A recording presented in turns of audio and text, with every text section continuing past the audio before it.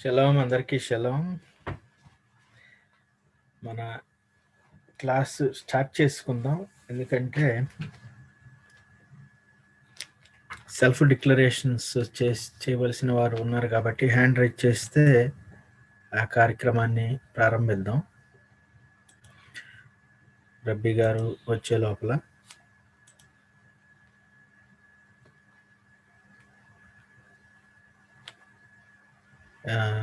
Self declarations చేయవలసిన వారు hand raise చేయండి. బాబుకేషా ఓకే.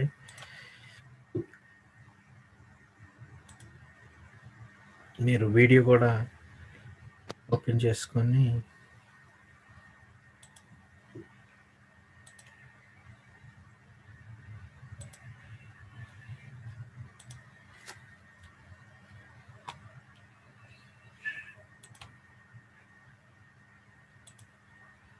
ఓకే.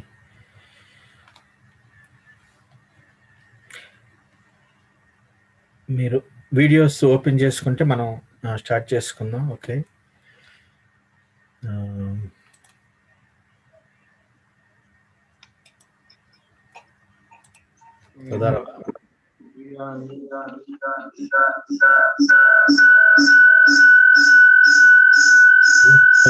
మీరు దాన్ని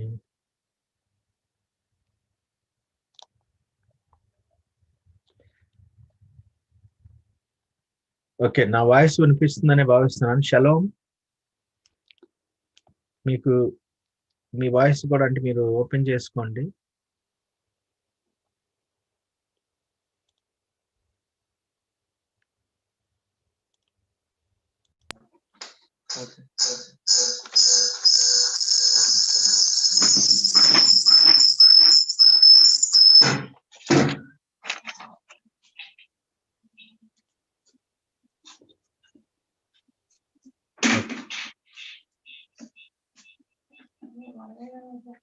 రీసౌండ్ వస్తుంది చూడండి.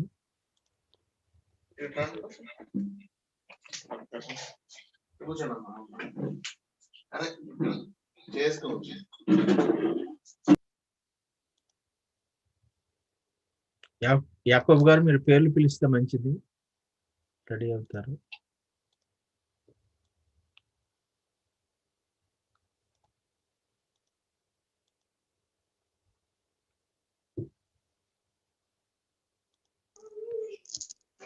షలోం అండి అందరికీ. మన బెరిత్ వల్లాం ఆర్గనైజేషన్ ఇస్రాయల్ ఆన్లైన్లో రబి ఆరోన్ గిలోర్ గారి ఆధ్వర్యంలో జరుగుతున్న బెరిషిత్ అధ్యయన క్లాసులకి మీ అందరికీ ఆహ్వానం. ఈరోజు కార్యక్రమాల్లో కొన్ని గమనికలు, అట్లాగే తాత్కాలిక నోహియస్వి ప్రకటన చేయబోయేవారు మన ముందు ఉన్నారు, మన మధ్య ఉన్నారు. వారితో ఆ కార్యక్రమాన్ని కొనసాగిస్తాము. ఆ లోపు రబి ఆరోన్ గిలోర్ గారు వచ్చేలోపు, కాబట్టి దయచేసి ఈరోజు తాత్కాలిక స్వీయ ప్రకటన చేసేందుకు ముందుకు వచ్చిన వారు జి సుభాషిణి గారు, హనుమకొండ, వరంగల్, తెలంగాణ రాష్ట్రం. అట్లాగే దూలం లక్ష్మణ్ గారు మరియు సతీమణి స్పందన గారు, దేశాయిపేట, వరంగల్, తెలంగాణ రాష్ట్రం. వారు కుటుంబ సమేతంగా చేయదలుచుకున్నారు. అట్లాగే ఎం చిన్నబాబు గారు, వెదుర్లపల్లి, ఈస్ట్ గోదావరి జిల్లా నుండి, వారు కూడా ఈరోజు స్వీయ ప్రకటన తాత్కాలికంగా చేయటానికి ఇష్టపడుతున్నారు. కాబట్టి మీరు ఎవరు ముందుగా సుభాషిణి గారు రెడీగా ఉంటే సుగుణాకర్ గారి దగ్గర నుండి వారు ఆ సౌండ్ సిస్టమ్ అవన్నీ చక్కగా చూసుకొని చేయవలసిందిగా కోరుతున్నాను. తోదారబ్బా సార్. షలోం షలోం, తోదారబ్బా. మీ పేరు, మీరు ఎక్కడి నుంచి వస్తున్నారు, ఇప్పుడు ఏ ప్రకటన చేయాలని ఆశిస్తున్నారు, మీరు ఒక్కరే చేస్తున్నారా, తర్వాత తాత్కాలిక నోహియ స్వీయ ప్రకటన అంటే ఏమిటో మీకు అర్థమైందా? బెబకష.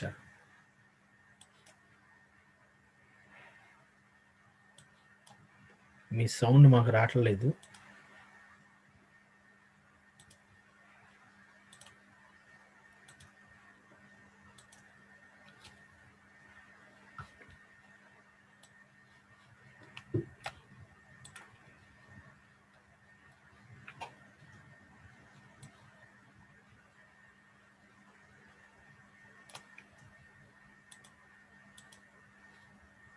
మీ సౌండ్ మాకు రావట్లేదు. ఓకే.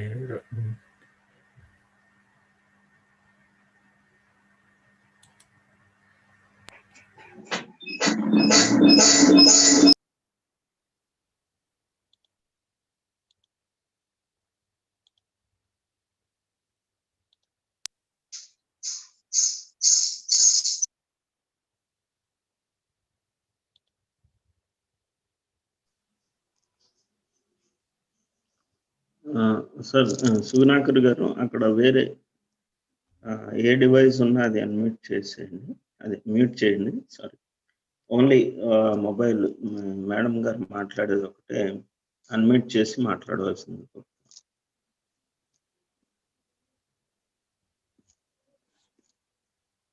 అట్లాగే మనతో చిన్నబాబు గారు, ఆయన కూడా హ్యాండ్ రైజ్ చేసి రెడీగా ఉండవలసింది.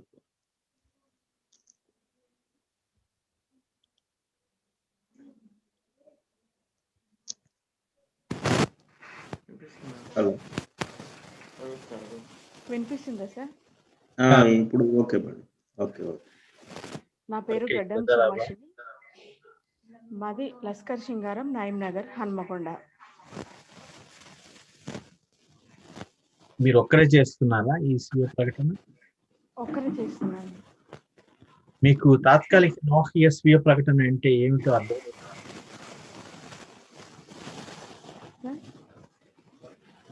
తాత్కాలిక నోహియ స్వీయ ప్రకటన అంటే ఏంటో మీకు అర్థమైంది సార్. ఓకే. ఇస్రాయెల్ ద్వారా నోహియురాలిగా గుర్తింపు పొందుటకు ఇది మొదటి అడుగు మాత్రమేనండి. మరియు నోహి ఆజ్ఞలను అధ్యయనం చేసి పూర్తి అవగాహనకు వచ్చిన తరువాత 3 రబీలతో కూడిన యూదీ కోర్టు న్యాయస్థానం ఎదుట నోహియ ప్రకటన చేసిన తరువాత ఆ యూదీ కోర్టు మీ ప్రకటన స్వీకరించిన ఎడల మాత్రమే మీరు నోహియురాలిగా గుర్తించబడతారని మీకు అర్థమైందా? అర్థమైంది సార్. మీరు ఏ విధమైన మానసిక లేక శారీరక ఒత్తిడి లేకుండా స్వచ్ఛందంగా పూర్తి స్వేచ్ఛతో మరియు స్వచ్ఛమైన మనస్సుతో పవిత్రంగా ఏకాగ్రతతో ఈ తాత్కాలిక నోహియ స్వీయ ప్రకటన చేయుటకు మనస్ఫూర్తిగా ఇష్టపడుతున్నారా? ఇష్టపడుతున్నాను. ఓకే, అయితే మీరు ఈ ప్రకటన చేయవచ్చు. బెబకష.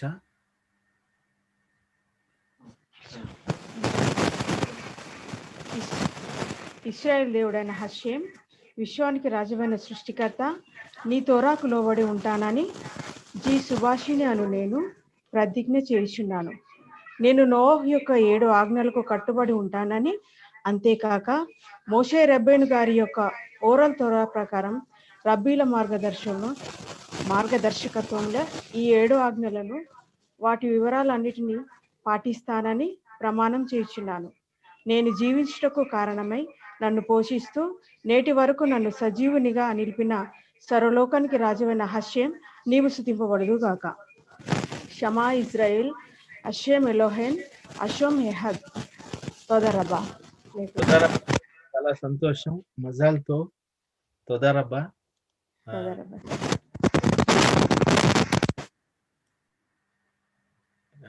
యాకోబు గారు మిమ్మల్ని జనరల్ గ్రూపులో, వాట్సాప్ గ్రూపులో చేర్చడం, తర్వాత ప్రాజెక్టులో పాల్గొనటం మీకు అనుకూలంగా ఉంటే చేసి ఆ ప్రాజెక్టులో పాల్గొని నోహియ ఆజ్ఞల వివరణలు తెలుసుకొని వాటి ప్రకారం జీవించడానికి, తర్వాత నోహియ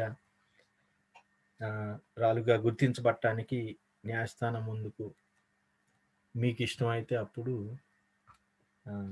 ప్రజెంట్ చేయటం జరుగుతుంది. కాబట్టి ఈ ప్రాజెక్టులో పాల్గొని మీరు నేర్చుకుంటారని ఆశిస్తున్నాం. తోదారబ్బా. తర్వాత వారు బెబకష.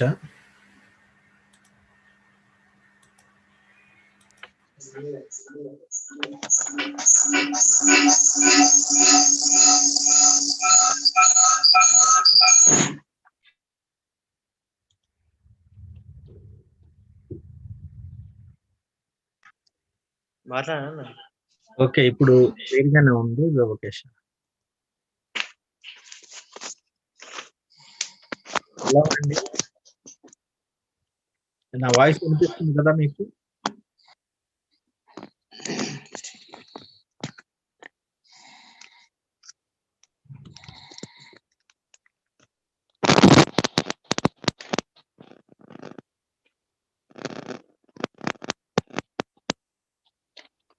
నా వాయిస్ వినిపిస్తుందా మీకు? వినిపిస్తుంది. మీరు ఎక్కడి నుంచి ఈ మీ పేర్లు మీరు ఎక్కడి నుంచి, తర్వాత ఈ ఇంతకు ముందు అడిగిన ప్రశ్నలాంటికి మీరు అంగీకరించి ఈ ప్రశ్న చేయడానికి సిద్ధంగా ఉన్నారు? ఉన్నాను. అయితే ఈ ప్రకటన చేయవచ్చు. దుర్భకేశ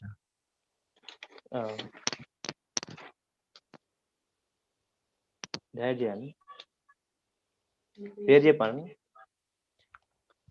ప్రకటన చేసేటప్పుడు మీ ఇద్దరి పేర్లు ఆ డాష్ ఎక్కడైతే ఉందో అక్కడ చెప్పడం జరగాలి.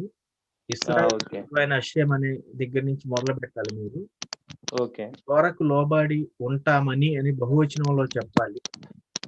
ఇద్దరు పేర్లు కూడా అను మేము అని ప్రతిజ్ఞ చేయించున్నామని చెప్పాలి.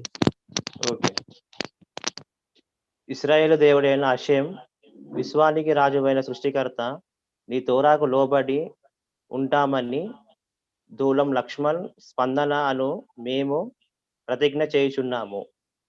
మేము నోవాహు యొక్క 7 ఆజ్ఞలు కట్టుబడి ఉంటామని, అంతేకాక మోషే రబ్బేను గారి యొక్క ఓరల్ తోరా ప్రకారం రబ్బీల మార్గదర్శకత్వంలో ఈ 7 ఆజ్ఞలను వాటి వివరాలన్నిటినీ పాటిస్తామని ప్రమాణము చేయుచున్నాము.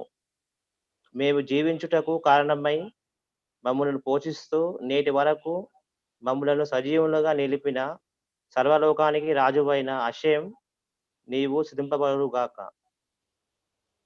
షెమ్మా ఇస్రాయేల్, అషేం ఎలోహిను, అషేం హద్, తొదా రబ్బా.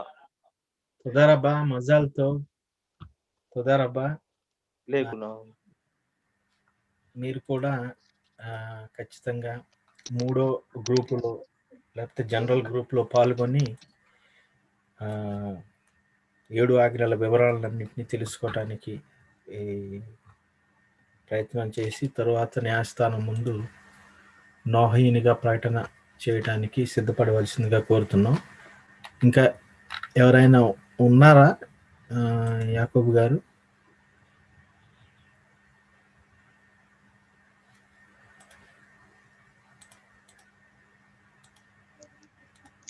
ఒక్కరున్నారు సార్. ఎం చిన్నబాబు గారు, వెదుర్లపల్లి, ఈస్ట్ గోదావరి జిల్లా. వారు హ్యాండ్ రైజ్ చేయవలసిందిగా కోరుతున్నాను.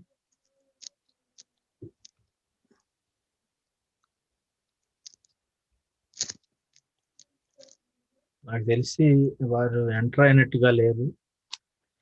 ఉన్నారు సార్. ఉన్నారా? ఓకే, అన్మ్యూట్ చేస్తున్నాను.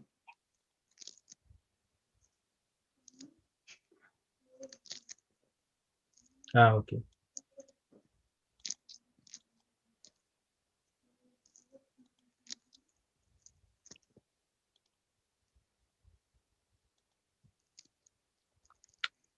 మీరు వీడియో ఆన్ చేసి మీరు అన్మ్యూట్ చేసుకొని మాట్లాడండి.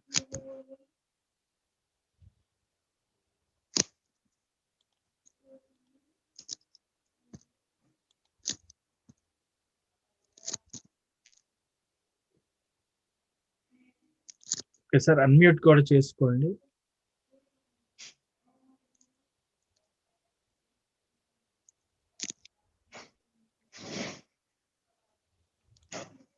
లేదు సార్, అన్మ్యూట్ అవ్వలేదు. Okay okay sir. షలోం సార్.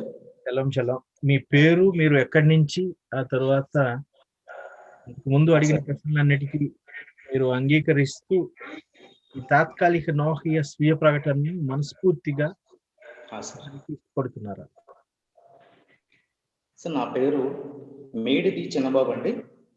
నేను రాజమండ్రి ఆన్ సైడ్ సీతారామ మండలం బెదిలిపల్లి గ్రామంలో మేము ఉంటున్నామండి.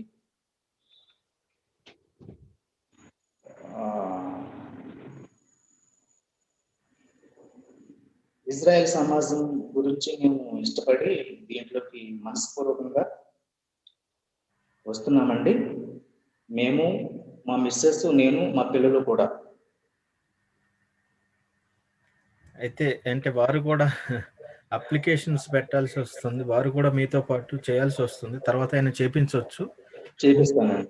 ఖచ్చితంగా మీరు ముందు ఇప్పుడు అంటే అందరు కలిసి చేస్తే బాగుండేది, కానీ తర్వాత చేయొచ్చు.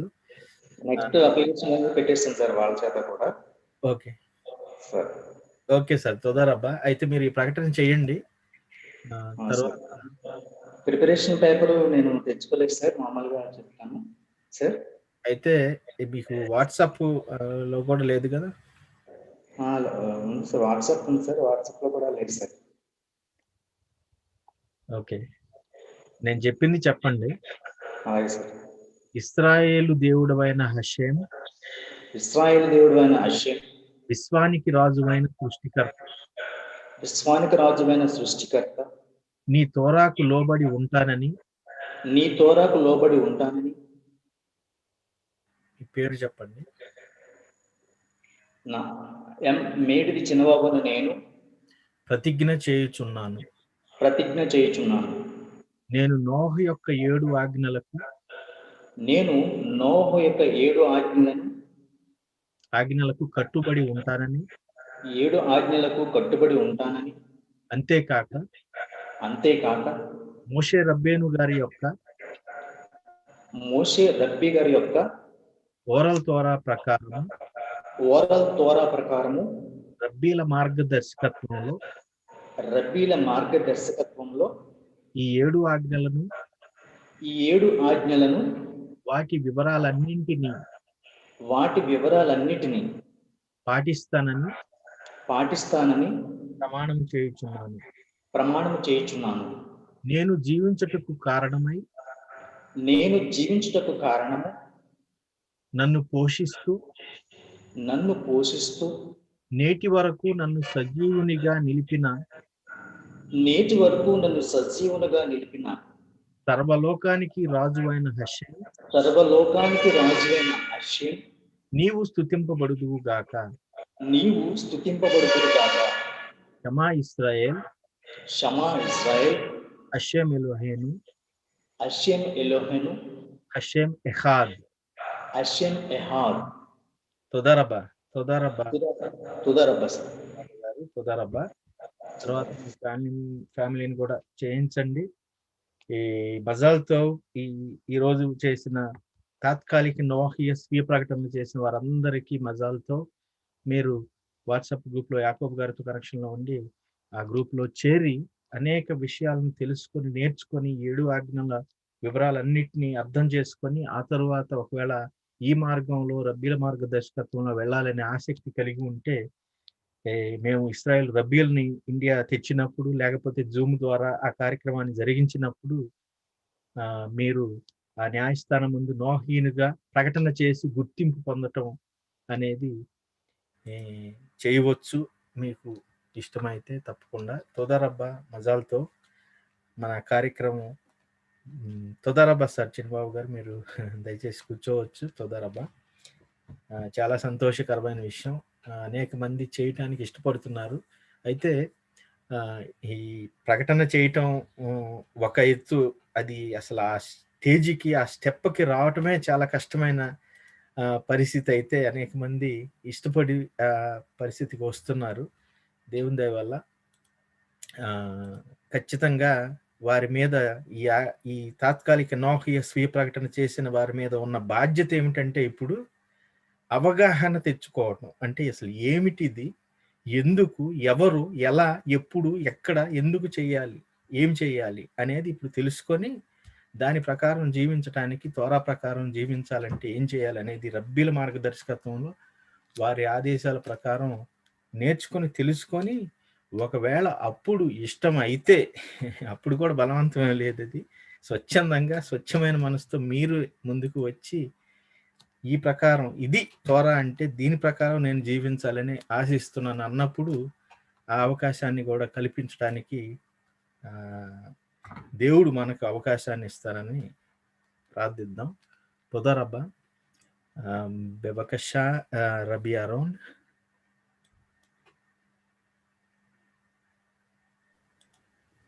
שלום רבי.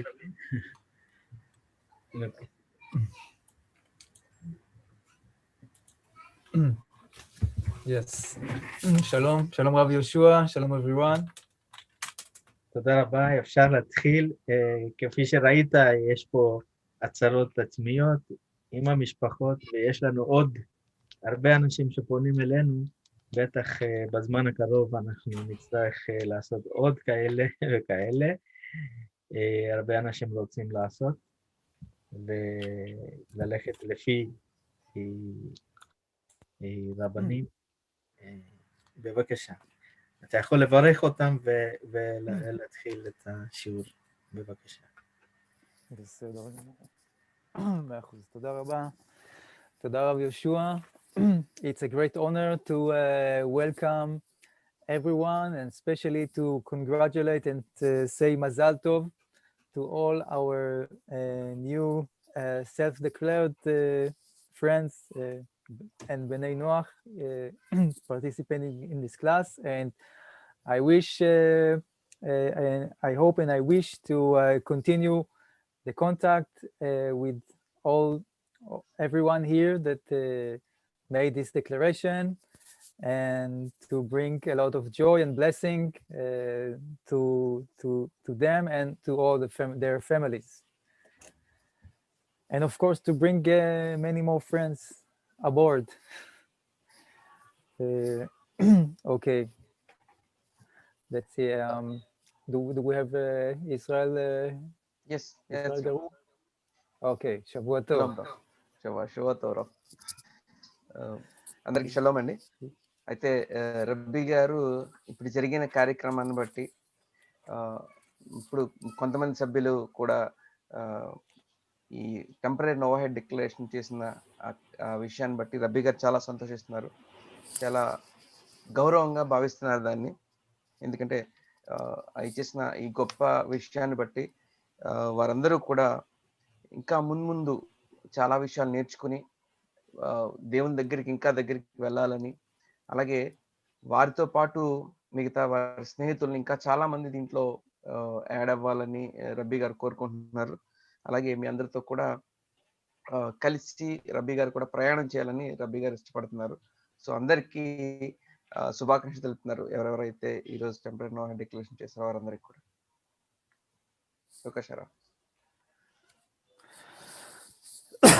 Okay. Okay, let's try to recap where we last talked about the Torah portion of Lech Lecha, and then to continue. I think in last class we mainly answered a lot of questions, all kinds of various questions. We talked about the war of Gog and Magog, and many other questions, and we didn't have much time to proceed with the Torah portion of Lech Lecha, so I'm going back to the very beginning of this Torah portion. I think we talked about the new revolutionary concept of being a nation. Maybe I will try to exemplify it in short, in some words. అయితే మనం పోయిన వారం మాట్లాడుకున్న విషయాలను ఒకసారి గుర్తు చేసుకుంటే కనుక, ఇంతవరకు మనం నేర్చుకున్న విషయాలను బట్టి పోయిన వారంలో మనం పరాషత్ లెఖ్ లెఖ ప్రారంభించడం జరిగింది. అలాగే దానిలోని విషయాల గురించి మాట్లాడుకోవడం జరిగింది. గోగు మగోగు యుద్ధం గురించి, మన సభ్యులు అడిగిన ప్రశ్నలకు సమాధానాలుగా కొన్ని విషయాలు మాట్లాడుకోవడం జరిగింది. అలాగే ఇజ్రాయెల్ ప్రజలందరూ కూడా, లేదా అబ్రహాం గారు తన తండ్రి అయిన ఊరి నుంచి లేదా ఆ ప్రదేశం నుంచి ఒక దేశంగా ఫామ్ అవడం, ఒక దేశంగా తయారవడం, లేదా ఒక దేశంగా తయారవడం వల్ల వారు ప్రపంచానికి ఇచ్చే సందేశం అనే కొన్ని విషయాలు నేర్చుకోవడం జరిగింది. దాన్ని ఇంకా లోతుగా ఈరోజు నేర్చుకుందాం. అవకాశం. Okay, let's take an example from that suits our days, our modern times, in order to explain the difference between two phases of Abraham. There is the preliminary phase of Abraham before the revelation of God Hashem that told him, Lech Lecha, go for yourself and build a new nation and go to the land. This is the second phase of Abraham.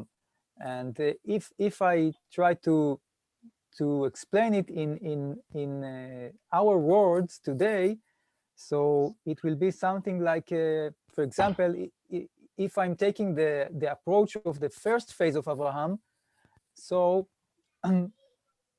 you can think of it as like if myself, like yes, Rabbi Yaron Gilor, is coming to live in Andhra Pradesh. Okay, so I am some rabbi or some I don't know, guru, some spiritual leader, and I live in Andhra Pradesh and teaching many people that there is only one God and we have to serve this God and to follow his ways. That's the approach of the first phase of Abraham. Okay, if I'm just coming as a personal, as individual, I'm Yaron Gilor. I want to teach the true ways of God to people of Andhra Pradesh. So I come to live in India. It's a great place to live, right? It's I enjoyed very much to live to visit. But then there is the second phase, and the second phase says something different. It states that it's not that, you know, I'm some personal individual, some personal rabbi, a spiritual leader. No, I am part of a nation that was built in order to play some role and to have some relations with other nations. So I'm connected to the main station, to Jerusalem, which is the central base of this movement, and it's the central of the nation. That it's the living heart of the nation, where this nation is united and is wrapped along this place. And then I come to visit Andhra Pradesh and to show you that this is the role. This is the way of Hashem, that from the nation, from this from the nation of Israel, the blessing comes forth, and we want to bring it to Andhra Pradesh, to India, and we want to share it with everyone and to make contact with everyone. So I'm coming from a different perspective, a national perspective, right? As it should be a holy kingdom, and to come in contact with the kingdom of India. That's the second phase of Abraham. అయితే Abraham గారి యొక్క జీవితాన్ని బట్టి ప్రస్తుత కాలంలో మనం ఆ విషయాన్ని అర్థం చేసుకోవాలంటే, అంటే మనం చూస్తే కనుక అబ్రహాం గారి జీవితాన్ని రెండు భాగాలుగా చూడొచ్చు. మొదటిది, అబ్రహాం గారికి దేవుని యొక్క డైరెక్షన్, ఆయన యొక్క చిత్తం తెలియబడి ఆయన ఈ కానాన్ దేశానికి తిరిగి వెళ్ళక ముందు, అంటే లెక్కలెక్క పరాశ ముందు హషేం వారు అబ్రహాం గారికి లెక్కలెక్క అంటే విడిచి కానాను ప్రాంతానికి వచ్చేవని చెప్పక ముందు, లేదా దాని తర్వాత విషయాలు రెండు భాగాలుగా మనం ఆలోచిస్తే కనుక, ఆ మొదటి భాగంలో అంటే ఉదాహరణకు ప్రస్తుత కాలంలో మనం ఆలోచించుకుంటే, నేను రవి యారోన్ గిలోర్ అయిన నేను ఒకవేళ నేను ఆంధ్రప్రదేశ్ వచ్చి నేను మీతో పాటు ఉంటూ అంటే నాకు కూడా చాలా ఇష్టం మీ అందరితో ఉండడం.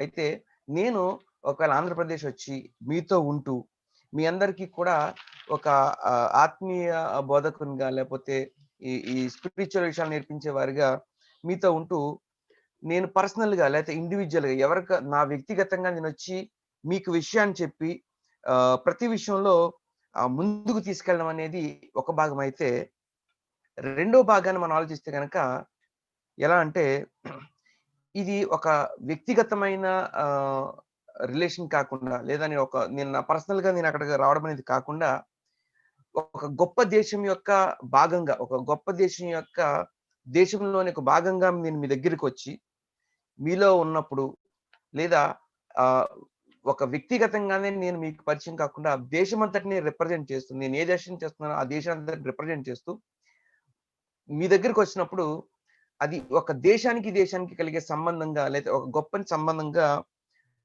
మనం చూడొచ్చు.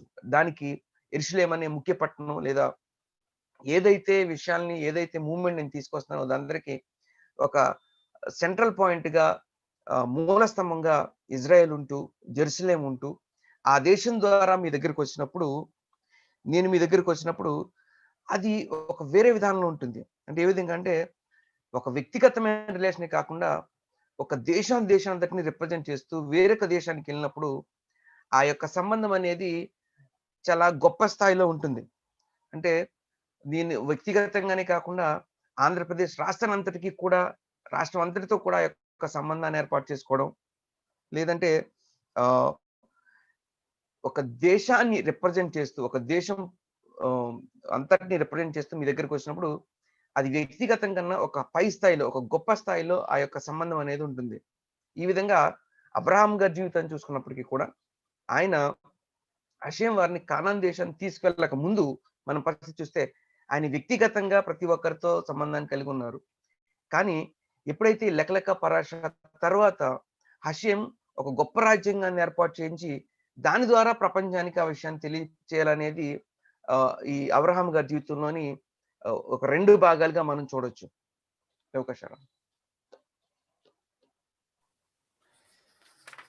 Yes, okay. then if we try to compare these two different phases, we can see some of the advantages and disadvantages. Mainly, let's speak about the first phase. Like if I'm taking myself again to be a single person living in Andhra Pradesh, then I have all kind of limitations. Why? Because it's a state of the state of India has its own systems, its own authorities and juristical system, and it's not necessarily according to what I believe. I'm only one person, so it kind of result with weakness. I cannot influence or impact too much because the whole state is run by Hindu believers, right? There is a different system for the politics, for everything there. I cannot change it only by myself alone. I can teach some people and they will learn Torah, they will learn the way of Hashem. It's good, but it is limited. It's not, I'm very limited as an individual spiritual teacher. But on the other hand, if I'm coming with a base, the basis of an Israeli nation, so that it's much more powerful to come with this basis that the nation support you, all the institutions of the state are aware of it. It's the common ground. I mean, to the concepts of this monotheistic belief. So it's much more meaningful. As Chazal say that if someone is poor, so he is not meaningful. It's not a matter of how much money one has. It's about how much like strength or power or impact he has. So in this with this regard, it's very different, and the disadvantage of the first phase of Abraham is shown by this illustration, I think. అయితే ఈ రెండు విషయాలు అంటే ఒక వ్యక్తిగతంగా ఉన్న సంబంధానికి లేకపోతే ఒక దేశం పరంగా ఒక సంబంధాన్ని కలిగి ఉన్నప్పుడు ఈ రెండు విషయాల్లో కూడా అడ్వాంటేజెస్ ఏమున్నాయి లేకపోతే డిసడ్వాంటేజెస్ ఏమున్నాయని మనం ఆలోచిస్తే కనుక ఫస్ట్ ఫేజ్ లో అయితే అంటే వ్యక్తిగతంగా సంబంధం కలిగి ఉన్నప్పుడు చాలా విషయాల్లో కొన్ని లిమిటేషన్స్ కలిగి ఉండడం మనం చూస్తాం. అంటే చాలా పరిమితులు కలిగి ఉంటాయి. ఎలా అంటే ఇప్పుడు నేను ఒక వ్యక్తిగతంగా నేను ఆంధ్రప్రదేశ్లో వచ్చి మీ అందరికీ నేను ఒకవేళ ఒక విషయాన్ని నేను చెప్పాలనుకున్నప్పుడు నేను వ్యక్తిగతంగా వచ్చాను కాబట్టి చాలా విషయాలు అంటే ఇండియా యొక్క సాంప్రదాయాన్ని బట్టి, ఇండియా యొక్క పొలిటికల్ విషయాలు, ఇండియా యొక్క పరిస్థితులు, కల్చర్స్ ఇవన్నీ కూడా చాలా అడ్డంకులుగాను ఇబ్బందులుగాను ఉంటాయి. అయితే నేను ఆ విషయాన్ని ఏదైనా ఒక కొత్త విషయం చెప్పినప్పటికీ కూడా అది చాలా పరిమితి కలిగి అది కొంతవరకు మాత్రమే దాని యొక్క ప్రభావం అనేది ఉంటుంది. అదే సందర్భంలో ఒకవేళ నేను ఒక దేశాన్ని రిప్రజెంట్ చేస్తూ ఒక సమాజాన్ని రిప్రజెంట్ చేస్తూ నేను ఎప్పుడైతే వచ్చినప్పుడు అది వ్యక్తిగతంగా వచ్చిన దానికన్నా చాలా శక్తివంతంగా ఉంటుంది దాని యొక్క ప్రభావం. ఎలా అంటే నేను ఒక దేశాన్ని రిప్రజెంట్ చేసేటప్పుడు ఆ దేశం యొక్క ఏవేవైతే గొప్ప గొప్ప సంస్థలు కానీ లేకపోతే ఆ దేశం యొక్క కల్చర్ అంతటితో పాటు నేను రిప్రజెంట్ చేస్తూ వస్తుంటాను. వ్యక్తిగతంగా వచ్చిన దానికన్నా ఆ యొక్క దేశం పరంగా ఒక గొప్ప సంస్థ పరంగా ఎప్పుడైతే నేను వస్తానో దాని యొక్క ఇంపాక్ట్ అనేది వ్యక్తిగతంగా కన్నా చాలా గొప్పగా ఉంటుంది. వ్యవకాశారావు.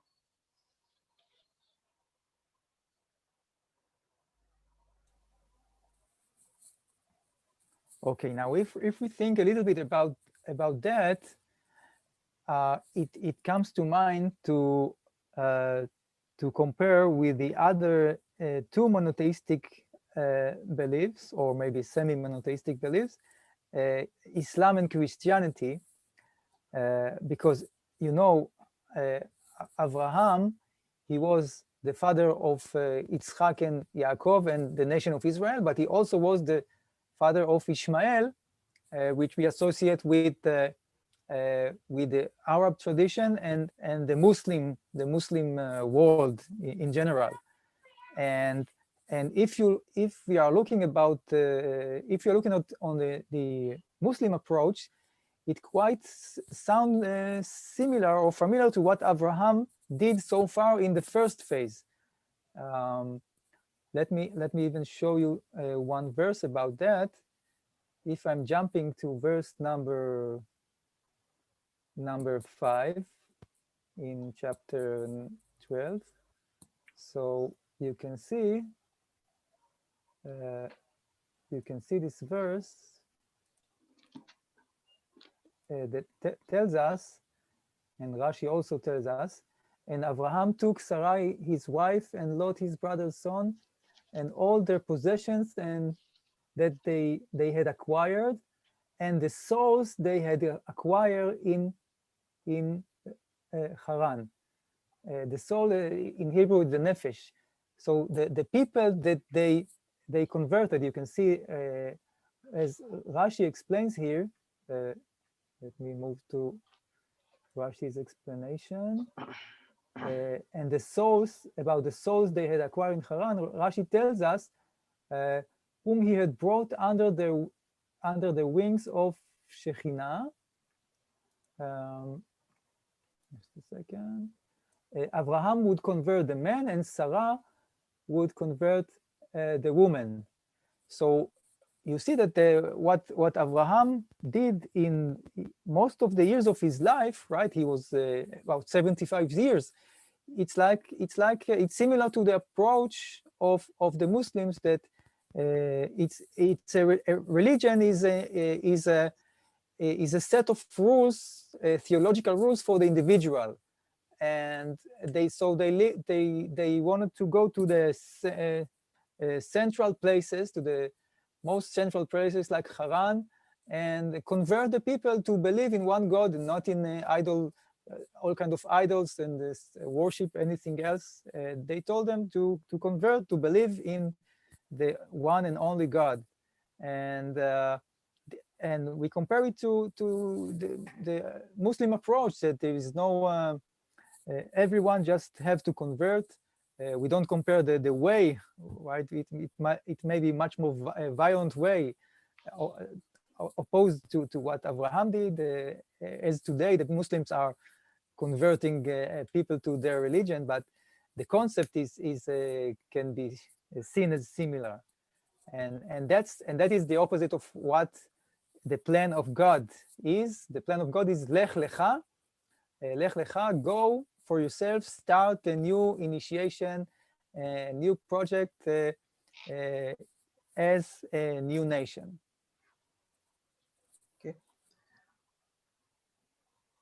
అయితే మనం గమనిస్తే గనక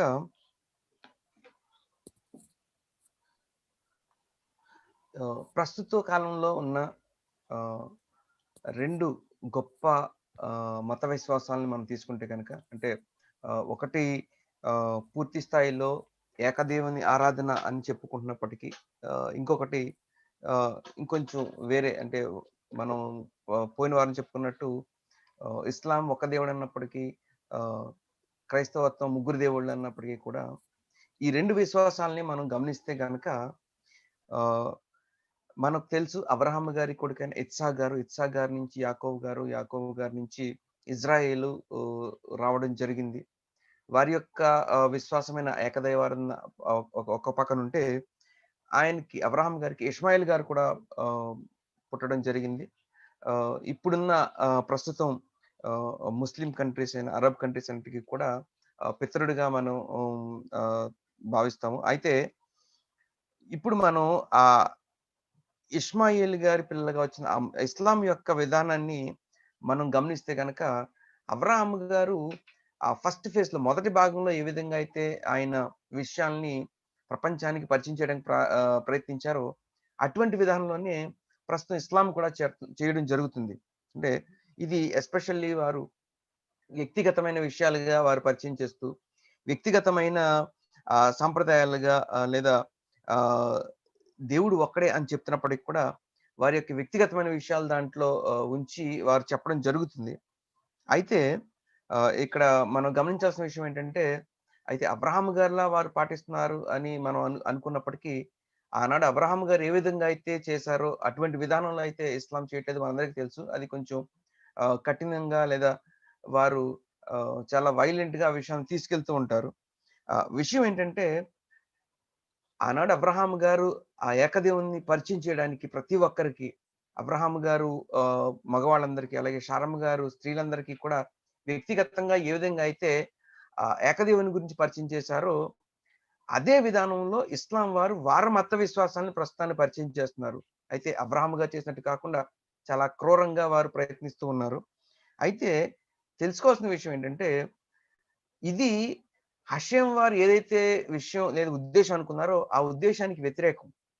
ఆ విషయాన్ని మనం గమనించాలి. ఎందుకంటే మనం చూసినప్పుడు అబ్రహాం గారిని లెక్క పరాశాల్లో మనం చూసినప్పుడు, ఆయన నీ దేశం నుండి, నీ బంధువుల నుండి, తండ్రి నుండి బయలుదేరి ఒక దేశంగా ఫామ్ అయ్యి ఆ దేశంగా ఆయన్ని రిప్రజెంట్ చేయమని ఆయన చెప్పడం అనేది దేవుని యొక్క ఉద్దేశం. అయితే వ్యక్తిగతంగా వెళ్ళడం అనేది మనం దానికి ఆపోజిట్ గా తీసుకోవచ్చు. అవకాశం.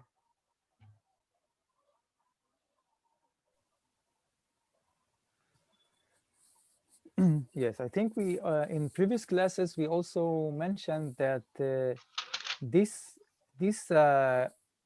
what we call cosmopolitical approach was also the approach of the brother of Abraham, Nahor. Nahor wanted to settle down in Haran because it was a good, convenient place. It was worldwide famous place of commerce, and it was like like in the global village, there is no need to go to the land of Canaan. It's risky over there. There are problems of security, and it's not safe. It's not safe enough. And that was also the approach of Nahor. Maybe Abraham got influenced by his brother about that, and that's why we see that the name of the parasha. Let's talk about the name. The name Lech Lecha, right? Let's go back to verse number 1 and see what it is about. I think I have some problem with the translation over here, because it says, and the Lord said to Abram, go forth from your land. Actually, it misses the second word. It only translates the word lech, which is go. It doesn't translate the very important next word of lecha. Lecha in Hebrew means for yourself. So it means that the Lord said to Avram, go for yourself, lech lecha. And that is very important, because Abraham thought differently. He thought, well, I'm making souls here, right? And he also took them. We will see that they came with him, along with him, and it's not sure it was that God was pleased about it. It's not actually, it's a bit different what Abraham did. It's a bit different than what he was commanded. So Lech Lecha is go for yourself. That means you forget everyone. You start from the start, and this is the future. Lech Lecha, it means leave this approach, leave this Muslim approach, right, of cosmopolitical influence as the citizen of the world. God wanted Abraham to do something different. ఇక్కడ మనం ముందు క్లాసులో నేర్చుకున్నాం. యాక్చువల్గా Abraham గారు, అలాగే ఆయన సహోదరుడు నాహోర్ గారు హారాన్లో స్థిరపడి అక్కడ వారు చేస్తున్న పనిని మనం చూసినప్పుడు, లేదా వారి యొక్క ఉద్దేశాన్ని మనం చూసినప్పుడు, హారాన్ అనే ప్రాంతం చాలా డెవలప్ అయ్యి, అంటే చాలా కల్చర్స్, చాలా అంటే కాస్మోపాలిటిక్ నేషన్గా, అంటే చాలా డెవలప్ అయిన నేషన్గా, ఎకనామికల్గా కానీ, ఆర్థిక పరంగా కానీ, టెక్నాలజీ పరంగా చాలా అభివృద్ధి అయిన, లేదా అన్ని చాలా కల్చర్స్, చాలా సంప్రదాయాలు కలిసిన ఒక ప్లేస్గా ఉన్నప్పుడు, సో అక్కడ నుండి ఆ విధానంలో వ్యక్తిగతంగా దాన్ని ప్రతి ఒక్కరికి ప్రజెంట్ చేద్దామని వారు అనుకున్నప్పటికీ కూడా, ఇక్కడ మనం చూసాం ఈ వారం మనం లేదా పోయిన వారం మొదలుపెట్టిన ఆ లెక్క పరాశాన్ని మనం చూస్తే గనక, ఇక్కడ చూసేసరికి దాని యొక్క అర్థాన్ని చూస్తే గనక, మనకి ట్రాన్స్లేషన్ లో మనం 12వ అధ్యాయం 1వ వచనం చూస్తే, హషేం నీవు లేచి నీ దేశం నుండి, నీ బంధువుల యొద్ద నుండి, నీ తండ్రి ఇంటి యొద్ద నుండి బయలుదేరి నేను చూపించే దేశంలోకి వెళ్ళము.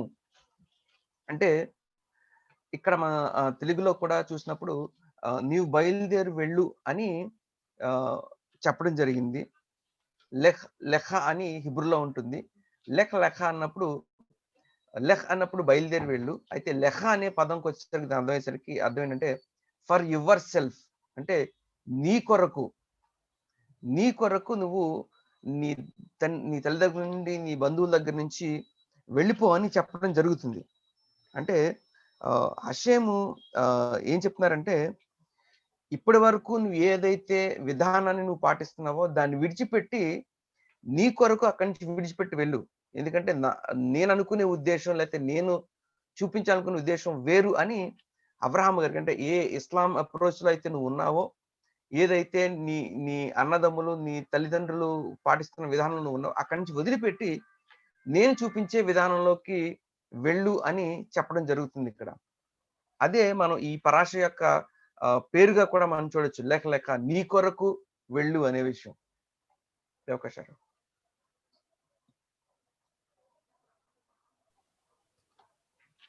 Okay, now having that in mind, the difference between what we explained as the cosmopolitical approach and the new approach that Abraham hears from God, that we call it the universal approach, as an impact from a nation. We can move to the second verse and see that. First of all, let's see the words of the verse. And I will make you into a great nation. In Hebrew, the word is goy. Goy is a nation in general. And you know, we talked about the difference from the Muslim approach, and we also can mention the difference between this approach and the Christian approach, because the Christians, as Jesus said to the rabbis, I think we also mentioned that he did not come to deal with the national aspects. He told them, I only care about saving the salvation of the souls, and give the emperor what is for the emperor. I only came to save the souls, right? So it's the opposite. It's the maybe the conventional theological religion, right? It's a religion of the individual. And here we see that actually what God tells Abraham is the opposite. You have to become a nation, and a holy nation, where all the national institutions are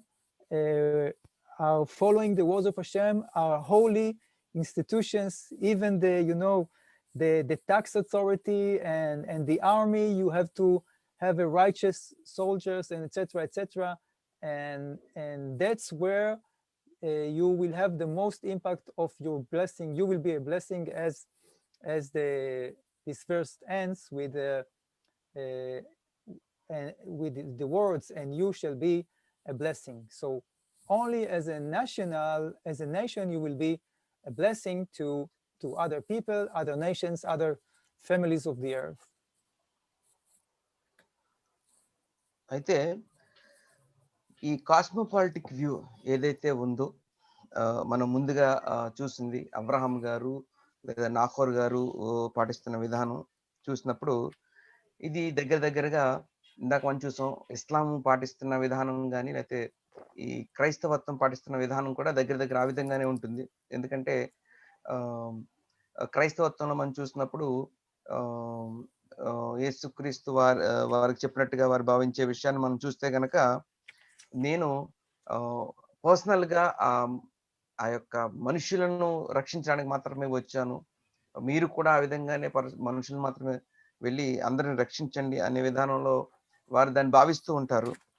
అయితే ఇక్కడ Abraham గారికి ఇచ్చిన విధానం, లేదా Abraham గారికి హషెం ఇస్తున్న విధానం ఏంటంటే దానికి పూర్తి వ్యతిరేకం.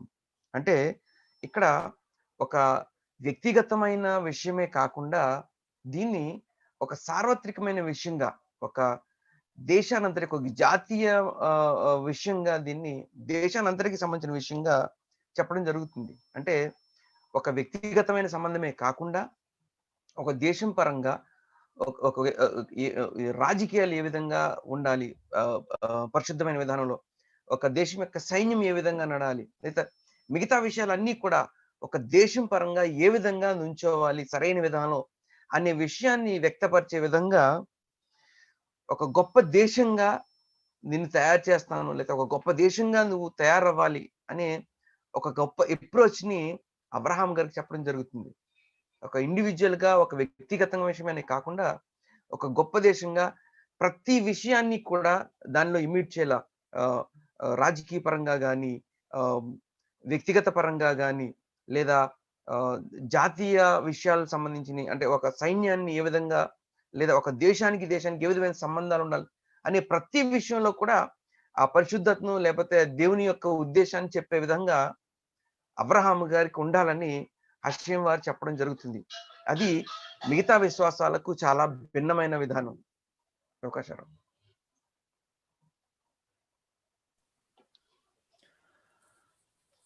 Okay, now this idea, along the verses we see it was not easy for Abraham to adopt. It was quite challenging, and maybe one of the reasons that is important to mention for that is, as we saw before in the previous chapter, we saw that his wife Sarah, she was childless.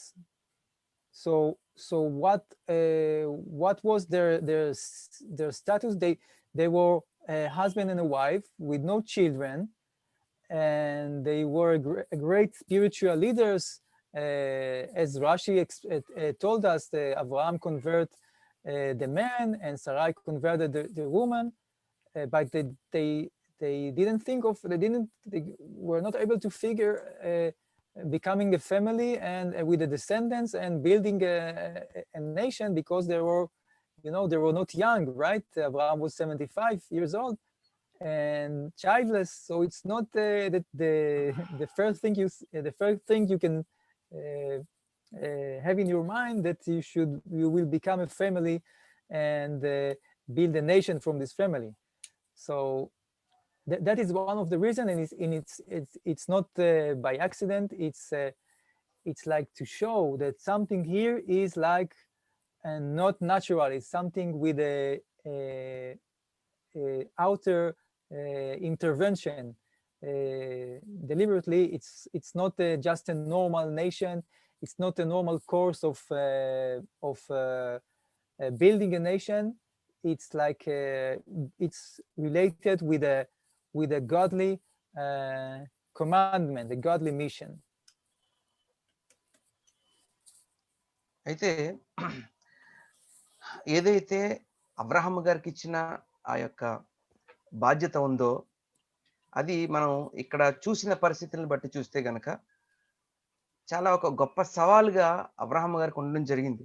మనం పోయిన వారం చూసిన దీని ముందు పరాశాలను మనం చూడడం జరిగింది.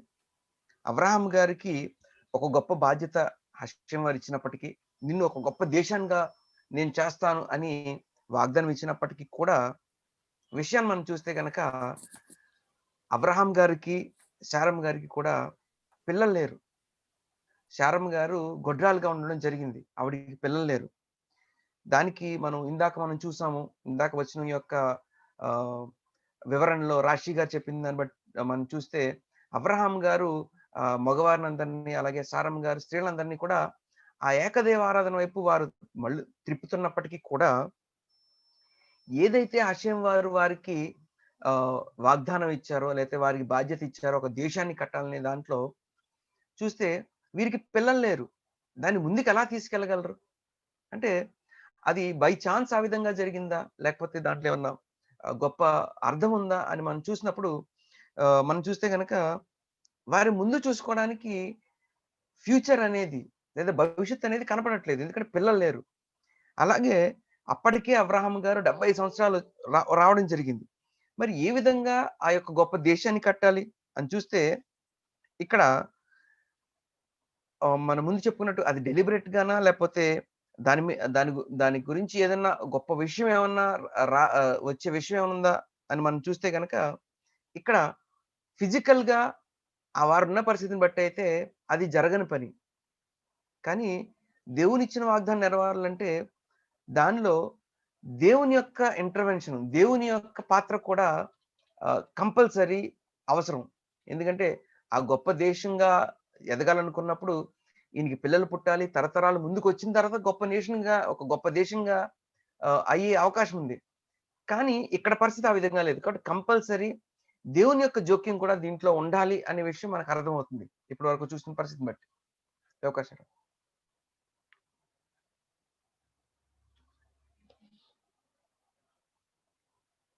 Right. If the first concern, the first worry of Abraham is about his wife Sarah that is childless, there is also another concern, another worry about this idea of a holy nation that Abraham actually thinks that, well, maybe it's not, it will not be a full, a full redemption to the whole world. If only a nation will become holy, right? If Abraham is now concerned only about Yitzchak, his son, and Yaakov, and their descendants, so what about all the rest? What about the people of Haran, the soul they made, right? The souls that they made in Haran. What about the other nations where they came from? What about Ur Kasdim? He wants Avraham. He has this demand in his soul for redemptions to all the people of the world, and so this is the second concern of Abraham, and for that purpose we see how the verse number 3 ends with where God tells him clearly, well, the nation will be a holy nation, and this will be for the purpose to bring the holiness to all the other nations, as it states, and I will bless those who bless you, and the one who curse you I will curse, and all the families of the earth shall be blessed in you. And that's the solution. That's the universal solution that God explains Abraham to try to digest and figure, and so he can safely and confirmly move on towards his mission.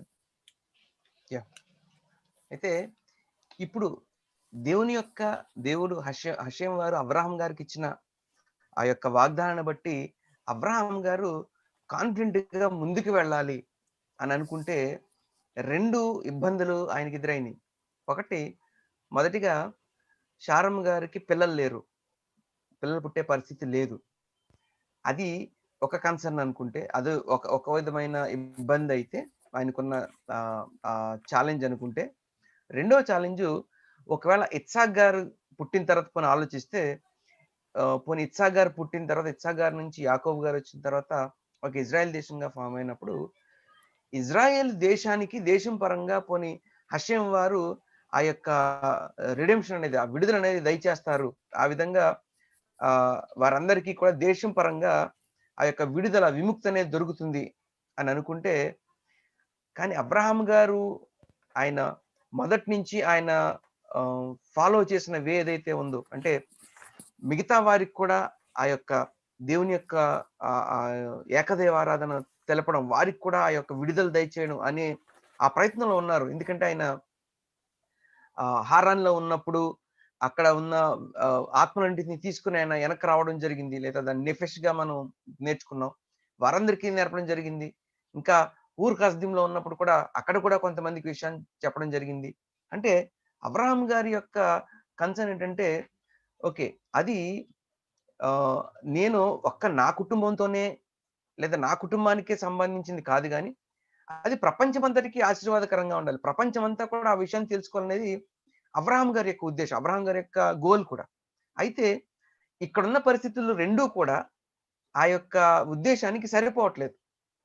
ఒకటి, పిల్లలు లేరు, రెండోది ఆయన్ని గొప్ప దేశంగా చేస్తున్నారు కాబట్టి, okay, ఆయన కుటుంబం వరకు, లేదా ఆయనకున్న ఒకేలా కుటుంబం ముందుకు వస్తే ఆ కుటుంబం అందరికి కూడా ఆ యొక్క విడుదల లేదా ఆ యొక్క విషయం అనేది తెలుస్తుంది, కానీ ప్రపంచ దేశాలకి ఏ విధంగా వెళ్తుంది?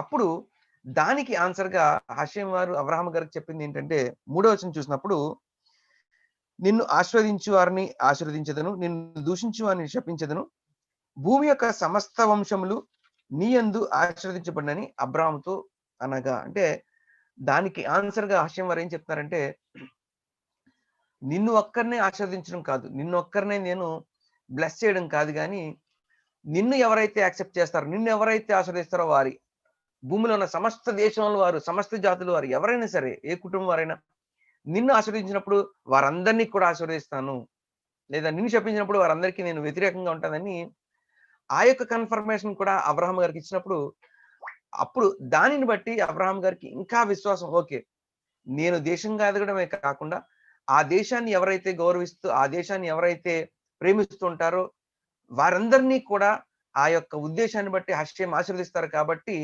ఓకే, నేను అనుకునే విషయం కూడా జరుగుతుందని అబ్రహాం కాన్ఫిడెన్స్ లేకపోతే ఒక విశ్వాసం అనేది ఇంకా పెరగడం జరిగింది. తద్వారా ఆయన ముందుకు వెళ్ళడం జరిగింది. అవకాశాలు.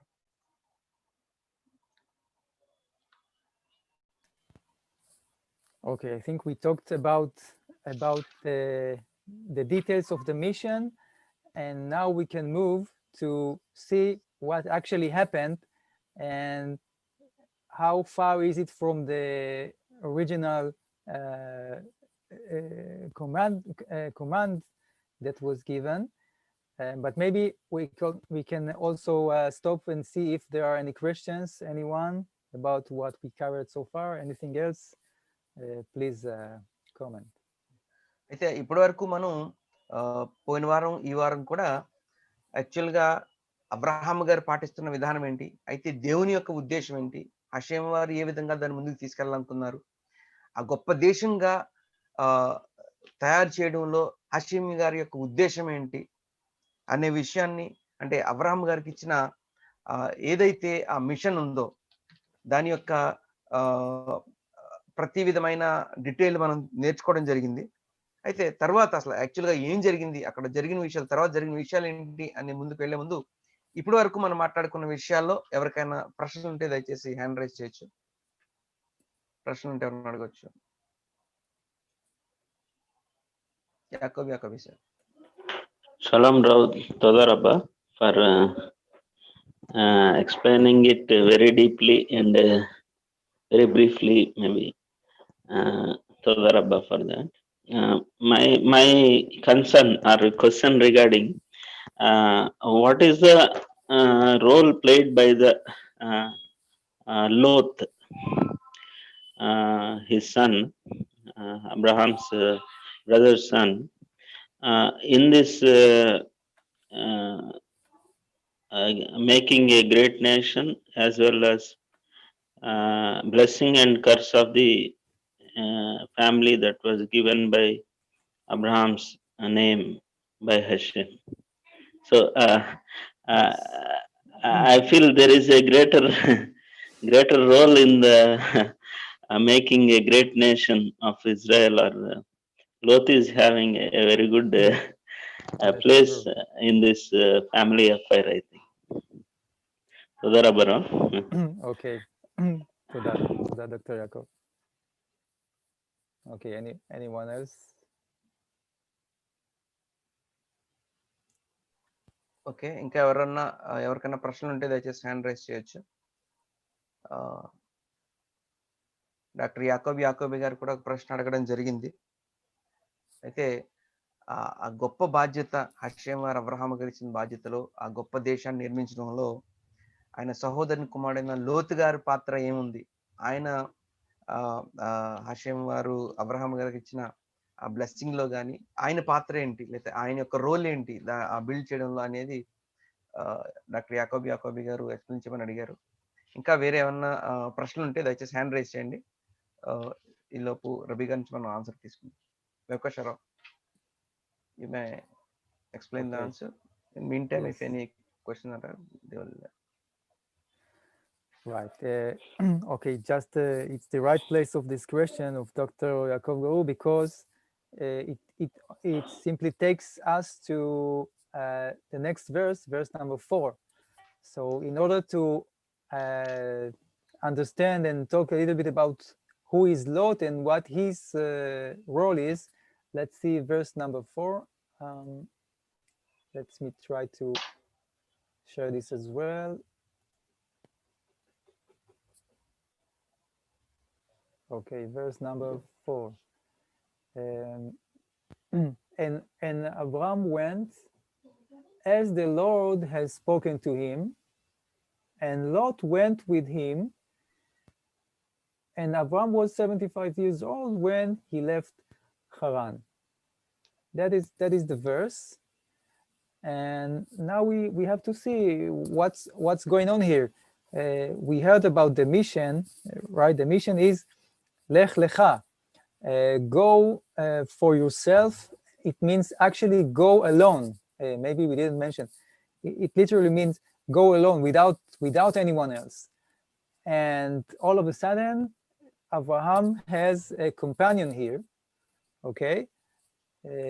But although Abraham has some partner for this journey, we still see that the verse tells us, well, Abraham went, but it was as the Lord has spoken to him, right? That's what we see from the verse. So it sounds fine for Abraham. He did what he was expected. What God told him, that's what he did.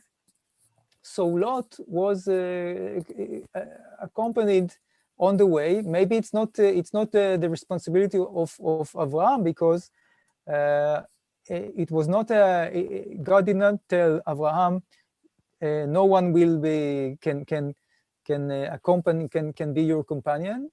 Abraham just went by himself, and if someone is joining, so be welcome. It's okay, but I did not invite you. But if you come, it's okay. That's that's the simple step of understanding this verse. Okay, అయితే doctor యాకోబి గారు అడిగిన ప్రశ్న బట్టి లోతు గారు ఎవరు, ఆయన యొక్క పాత్ర ఏమన్నా దీంట్లో ఉందా అని అడిగిన దాన్ని చూస్తే కనుక ఇది కరెక్ట్ గా సరైన ప్రదేశం ఈ ప్రశ్న అడగడానికి సరైన సందర్భం.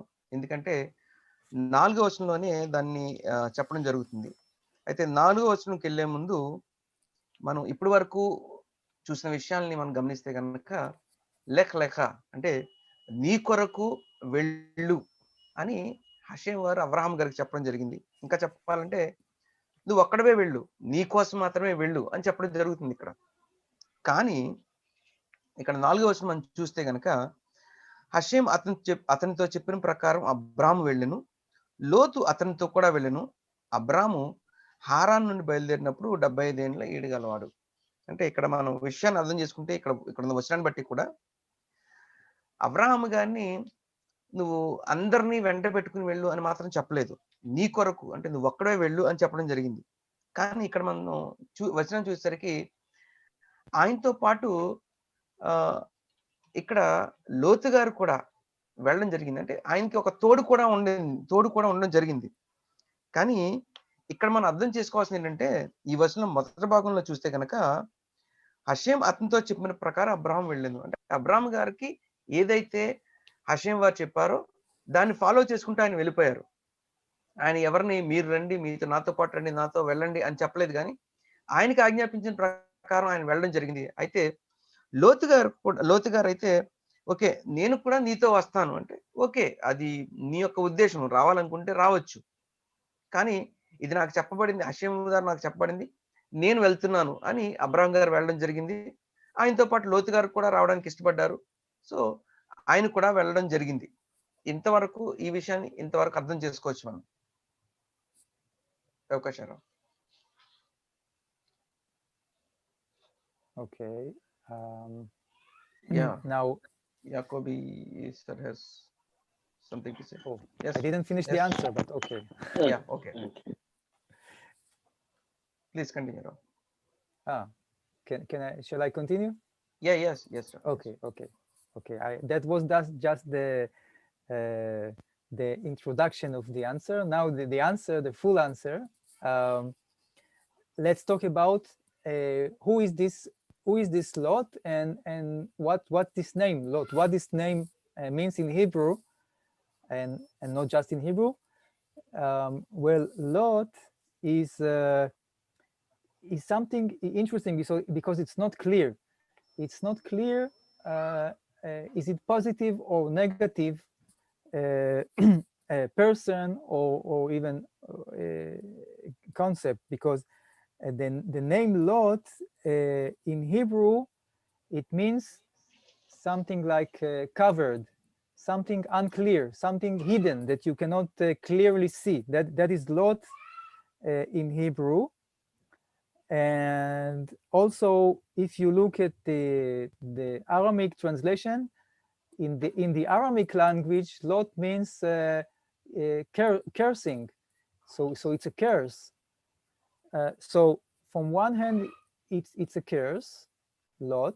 We know that, if you try to think what happened later on, so Sodom and Amorah was in the part of Lot, right? Abraham and Lot, they splitted, and what all the crimes and violations of Sodom and Amorah was where Lot was living. So from one regard, it's a curse, but on the other hand, if you take the numbers of the letters of Lot, it's 3 letters, and the number is like 45. It's the same numerical value as Adam. And if so, it reminds us Adam Arishon, Adam the first. So something here is not clear, and for the moment, for first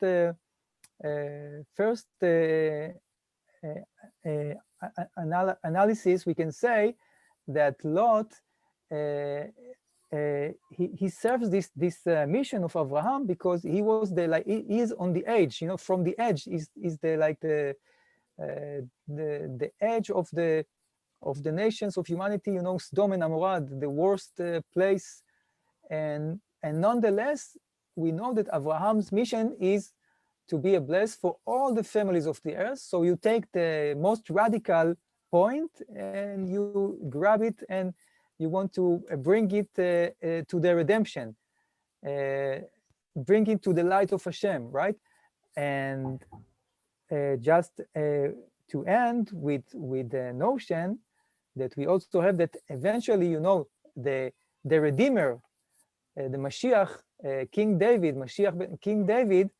he was born from the descendants of Lot, right? Of Moab, actually. Ruth came from Moab. Ruth, the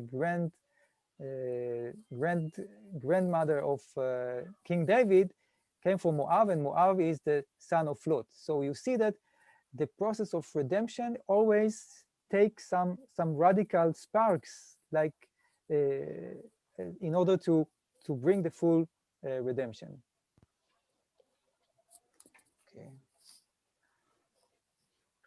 ఇక్కడ మనం చూస్తే కనుక వచనాన్ని బట్టి ఒక భాగాన్ని మనం అర్థం చేసుకున్నాం. అంటే అబ్రహాం గారు హషేం చెప్పిన విధాన్ని బట్టి ఆయన ముందుకు వెళ్ళడం జరిగింది. అయితే లోతు గారు కూడా నీతో పాటు వస్తానని ఆయన చెప్పడం జరిగింది.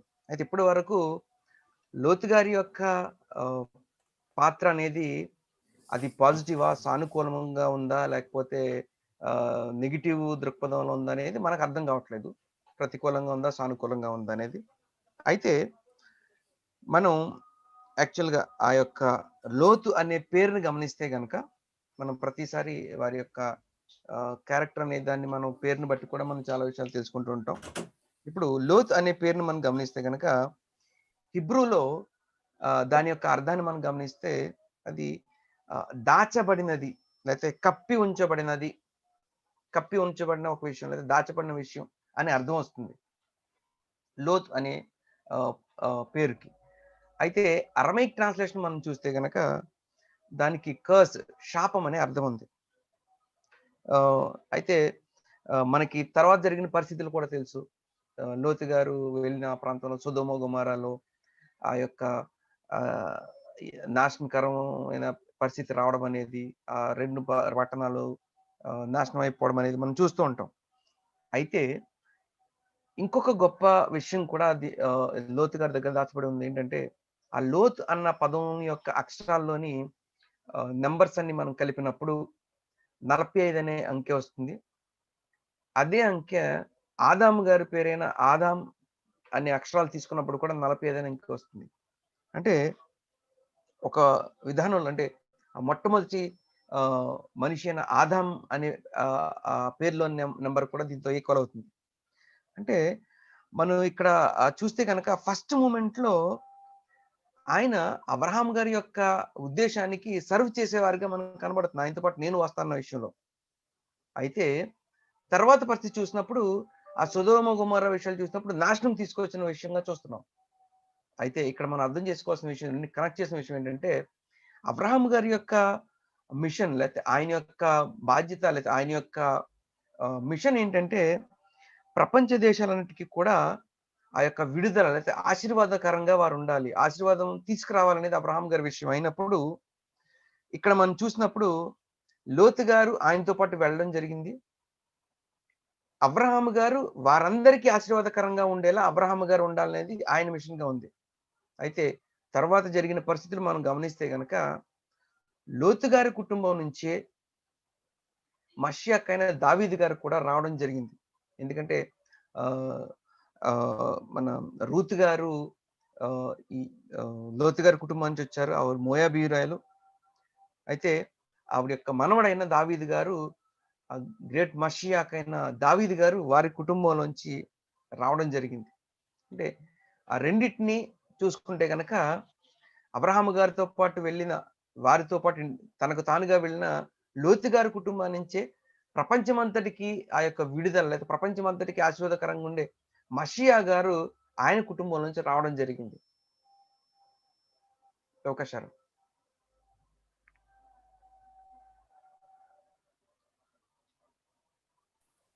Okay.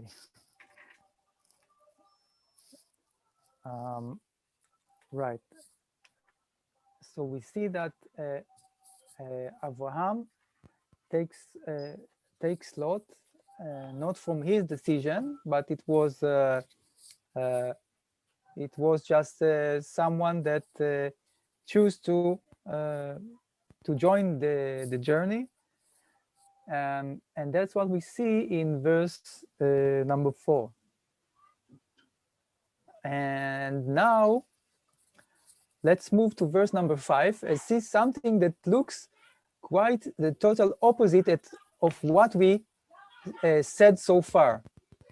Let's see verse number 5. And you see, verse number 4, Abraham went as the Lord spoke to him. Everything is good according to what God instructs. And now, in verse number 5, what happens? And Abraham took Sarai, his wife, and Lot, his brother's son, and all their possessions that they had acquired, and the souls they had acquired in Haran, and they went to go to the land of Canaan, and they came to the land of Canaan. So what happens here? It sounds as a total opposite, right? God told Abraham at the first place, Lech Lecha, go alone, go by yourself. And now we see Abraham is inviting everyone to join to travel along with him, right? Okay, his family. It's not. Maybe we can say where he must take his wife and his family, his basic family, but all the others. What is all the souls they made in Haran? Who told Abraham to invite them as well to this journey if he was told Lech Lecha? So we have a problem here. Is Abraham is right or wrong here, or is there anything else that we are missing? Because it's not Lech Lecha, it's not go by yourself, it's go with a group. And more than that, you can see that in verse number 4, it is written as the Lord had spoken to him. And when you read verse number 5, it is not mentioned. So that means it may be not like what God had spoken to him, right? Verse number 4, what God had spoken to him. Verse number 5, when he went with all the others, we don't know. God doesn't say that it's according to what he had spoken to Abraham. అయితే ఇక్కడ ఇప్పుడు వరకు మనం 5వ వచనానికి వెళ్తే ఇప్పుడు వరకు మనం ఏవైతే మాట్లాడుకున్నామో, ఏవైతే జరిగినాయి అనుకున్నామో దానంతటికీ కూడా వ్యతిరేకమైన విధానంలో 5వ వచనం ఉంటుంది మనం గమనిస్తే కనుక. ఎందుకంటే మనం ఈ 5వ వచనం చూస్తే కనుక అబ్రాము తన భార్య అయిన శారాయిని, తన సహోదరుని కుమారుడైన లోతును, హారాన్లో తానును వారును ఆర్జించిన యావదాస్తిని, వారు సంపాదించిన సమస్తమైన వారిని తీసుకొని కానాను దేశంలో వెళ్ళటకు బయలుదేరి కానాను దేశంలోకి వచ్చిరి. అయితే ఇక్కడ మనం చూస్తే ఈ పరాశ యొక్క ముందు భాగంలో లేదా హషేం వారు అబ్రహాం గారికి ఇచ్చిన ఆ యొక్క డైరెక్షన్ మనం చూస్తే లెక్క అంటే నీ కొరకు, లేకపోతే నువ్వొక్కడవే మాత్రమే అక్కడి నుంచి వెళ్ళు అని చెప్పడం జరిగింది అబ్రహాం గారికి. అయితే మేబీ పోనీ అబ్రహాం గారికి భార్య అయిన శారమ్మ గారిని, పోనీ ఆయన కుటుంబాన్ని తీసుకెళ్తే పోనీ ఓకే, ఆయన వెళ్ళమన్నారు కాబట్టి ఆయన కుటుంబం దానిలో ఒక భాగం కాబట్టి ఆయన తీసుకెళ్తే ఓకే అనుకోవచ్చు. అయితే ఇక్కడ ఆయన అంటే తన భార్య అయిన శారాయిని, అలాగే తన సహోదరుని కుమారుడైన లోతును, అలాగే వారు సంపాదించిన సమస్తమైన వారిని, వీరందరినీ తీసుకుని కానాను వెళ్ళడం అనేది జరిగింది. అంటే ఇక్కడ వీరందరినీ తీసుకెళ్ళమని ఆయనకి ఎవరన్నా చెప్పినట్టుగా మనకు కనబడుతుందంటే మనకి ఎక్కడ కనబడట్లేదు. కానీ అబ్రహాం గారు వారందరినీ తీసుకుని వెళ్ళారు. అయితే అది రైటా రాంగా, తప్ప అయితే ఒప్ప, ఆయన చేసింది కరెక్టేనా కాదా మనకు తెలియదు. అయితే ఎక్కడా కూడా నువ్వు సంపాదించిన సమస్తమైన వారిని, నీ సహోదరుని పిల్లలు అందరినీ తీసుకుని వెళ్ళమని హషేం వారు ఆజ్ఞాపించినట్టుగా మనకి ఎక్కడా కనపట్లేదు.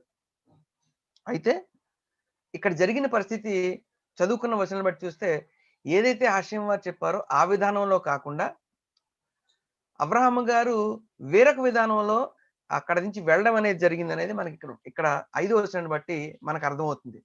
అయితే ఇది సరైన విధానమా కాదా, లేదా ఆయనకి ఎవరైనా చెప్పారా, ఎవరైనా చెప్పకుండా ఆయనకి ఆయనే వెళ్ళారా ఏంటి అనేది విషయాన్ని మనం అర్థం చేసుకోవడం ప్రయత్నిద్దాం. Lokeswara Rao. Right. So we have a question. Is it a positive or negative? What is this about verse number 5? About what Abraham is doing in like something that sounds like another edition of verse number 4? Is it a positive deed or not? And in order to explain that, I think we should see some different opinions about what actually happened there. And maybe the first opinion say that it's the same course of actions, course of events, that it happened that Abraham wanted to live as God commanded him, and he wanted to live by himself alone. It just happened that Lot wanted to come along with him, so we say, okay, welcome, be my guest and come with me, so it's fine. That's what we saw in verse number 4. In verse number 5, it's like a more general description that tells us, well, actually Abraham started to, maybe it's like, think of it like as in a movie, you know, Abraham started his traveling, right, with with the horses and the chariot and the horses, and everyone are looking at him and see, and they want to join. So they say, hey, stop for a second, we want to come with you, because he was a teacher. What will be for all his students? So they saw that he is preparing himself to leave, and they just immediately come and say, we are we are going after you. You are our teacher. So Abraham could not do anything about it, right? So it's like, and maybe it was wrong. Maybe he should tell that. Maybe it was wrong because Abraham still thought that it's okay to continue his, his first mission, his what we call the cosmopolitical mission. So Abraham thought, well, okay, God instructs me to do a different mission, the universal mission. Okay, I will establish a new nation, but I can also continue with this project. It will be maybe it will not be my major project. It will be my minor project. I will also continue to be a cosmopolitic individual and a nation. I will have these two different projects. So I'm taking them also. And that's why we don't see that the words as God had spoken to him on verse number 5, because Abraham thought maybe it was not clear. He thought that he can continue with these two approaches together. Okay, అయితే ఇప్పుడు Abraham గారు తీసుకున్న నిర్ణయం అనా లేకపోతే ఏ విధంగా జరిగింది? Abraham గారు 5వ వచనం చూస్తే వారందరినీ తీసుకుని బయలుదేరమని జరిగింది. అది ఒక పాజిటివ్ మూవా లేకపోతే నెగిటివ్ మూవా, లేకపోతే అది సరైన విధానమా సరైన విధానం కాదా అనేది మనం ఆలోచిస్తే గనక ఈ విషయాన్ని పెద్దలు ఎక్స్ప్లెయిన్ చేసిన దాంట్లో 2 ఒపీనియన్స్ చెప్పడం జరిగింది. ఒక ఒపీనియన్ మనం తీసుకుంటే గనక యాక్చువల్గా అబ్రహాం గారు ఏ యొక్క ఉద్దేశంతో అయితే వెళ్తున్నారో మిగతా వారికి కూడా అదే ఉద్దేశం ఉండుండొచ్చు. సో అబ్రహాం గారు యాక్చువల్గా హషేం ఏమైతే చెప్పారో దాన్ని మాత్రమే ఆయన పాటించేవారుగా ఆయన ఒక్కరే తన కుటుంబాన్ని తీసుకుని వెళ్తూ ఉండుండొచ్చు. వెళ్తూ ఉన్నట్టుగా కూడా మనకు 4వ వచనంలో కనబడుతుంది. అయితే తన సహోదరుని కుమారుడైన లోతు గారు వచ్చి, లేదు నేను కూడా మీతో పాటు జాయిన్ అవ్వాలనుకున్నానంటే, ఓకే సరే మీరు కూడా జాయిన్ అవ్వాలనుకున్నారు, మీ ఇష్టం కాబట్టి ఓకే రండి అని చెప్పుండొచ్చు. కానీ 5వ వచనం చూసేసరికి బేసికల్ గా మనకి అబ్రహాం గారి మీద తీసిన ఏమన్నా మూవీస్ చూస్తే కనుక దాంట్లో చూపించినట్టు అబ్రహాం గారు తన గుర్రాలని రథాలను అన్ని పట్టుకుని వెళ్తూ ఉంటే చుట్టుపక్కల ఉన్న జనాలందరూ కూడా వచ్చి, అయ్యో మీరు మాకు గురువు గారు, మీరు మాకు చాలా విషయాలు నేర్పించారు, మీరు వెళ్తున్నప్పుడు మేము కూడా మీతో జాయిన్ అవ్వాలనుకుంటున్నాం, దయచేసి మమ్మల్ని కూడా యాక్సెప్ట్ చేయండి, మేము కూడా మీతో వద్దాం అనుకున్నప్పుడు సర్లే రండి, రావాలనుకున్నారు కదా రండి అని ఆయన యాక్సెప్ట్ చేయడం అనేది కొన్ని మూవీస్ లో చూస్తుంటారు. కొన్ని ఆ విధంగా జరుగుండొచ్చు, లేదా ఆ విధంగా జరిగిందా అంటే అది సరైన విధానమా కాదా, లేదా హషీం వారు చెప్పినట్టుగా ఎక్కడా లేదు కాబట్టి అది తప్పై ఉండొచ్చు. రెండోది, అబ్రహాం గారికి యాక్చువల్గా ఆయన హారాన్లో ఉన్నప్పుడు లేదా ఆ ముందు సంవత్సరాలు చూసినప్పుడు ఆయన ఆ కాస్మోపాలిటిక్ వ్యూలో అంటే వ్యక్తిగతంగా ప్రతి ఒక్కరికి ఆ విషయాన్ని అందించాలి అనేది ఆయన గోల్గా ఉండేది మనం చూసాం ఆయన చేసినట్టు. అయితే ఇక్కడ హషీం వారు చెప్పిన తర్వాత ఇప్పుడు వ్యక్తిగతంగా కాదు కానీ ఒక గొప్ప దేశంగా మారి ఆ దేశాన్ని ఆ దేశపరంగా ప్రపంచానికి ఆ యొక్క ఉద్దేశాన్ని అందించాలన్నప్పుడు మేబీ అబ్రహాం గారు ఆలోచించుండొచ్చు, ఓకే ఇది నాకు ఉన్న పెద్ద గోల్ అయి ఉండొచ్చు, పెద్ద ప్రాజెక్ట్ హషీం ఇచ్చారు, అయితే ఆల్రెడీ నేను చేస్తున్న చిన్న ప్రాజెక్ట్ ఉంది కదా వ్యక్తిగతంగా చేయాలనేది, సో దానికి కూడా నేను జరిగిస్తూ ముందుకెళ్ళొచ్చు అని ఆలోచించుండొచ్చు. సో ఆ విధంగా కూడా జరిగి ఉండొచ్చు. అయితే అది సరైన విధానమా కాదా అనేది ఇంకా మనకు తెలియట్లేదు. అయితే ఇది ఒక ఒపీనియన్ ఏమి జరిగి ఉండొచ్చు అనేది. అవకాశాలు.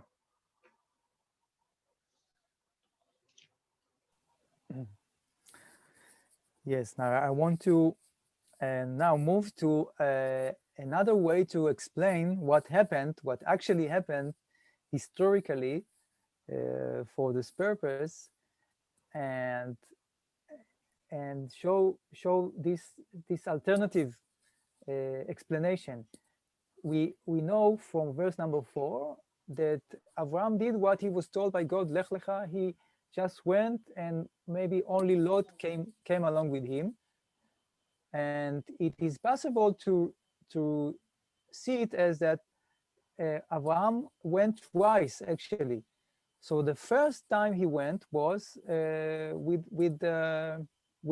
only with his nephew Lot. They went to the land of Canaan, and then Abraham, okay, God did not command Abraham not to leave, not to go back and bring more people. So Abraham said, okay, we got to the place where God told us to go. By the way, it was not specified. It was only the place I will show you. It was like a mystery for Abraham. So only later on it was discovered.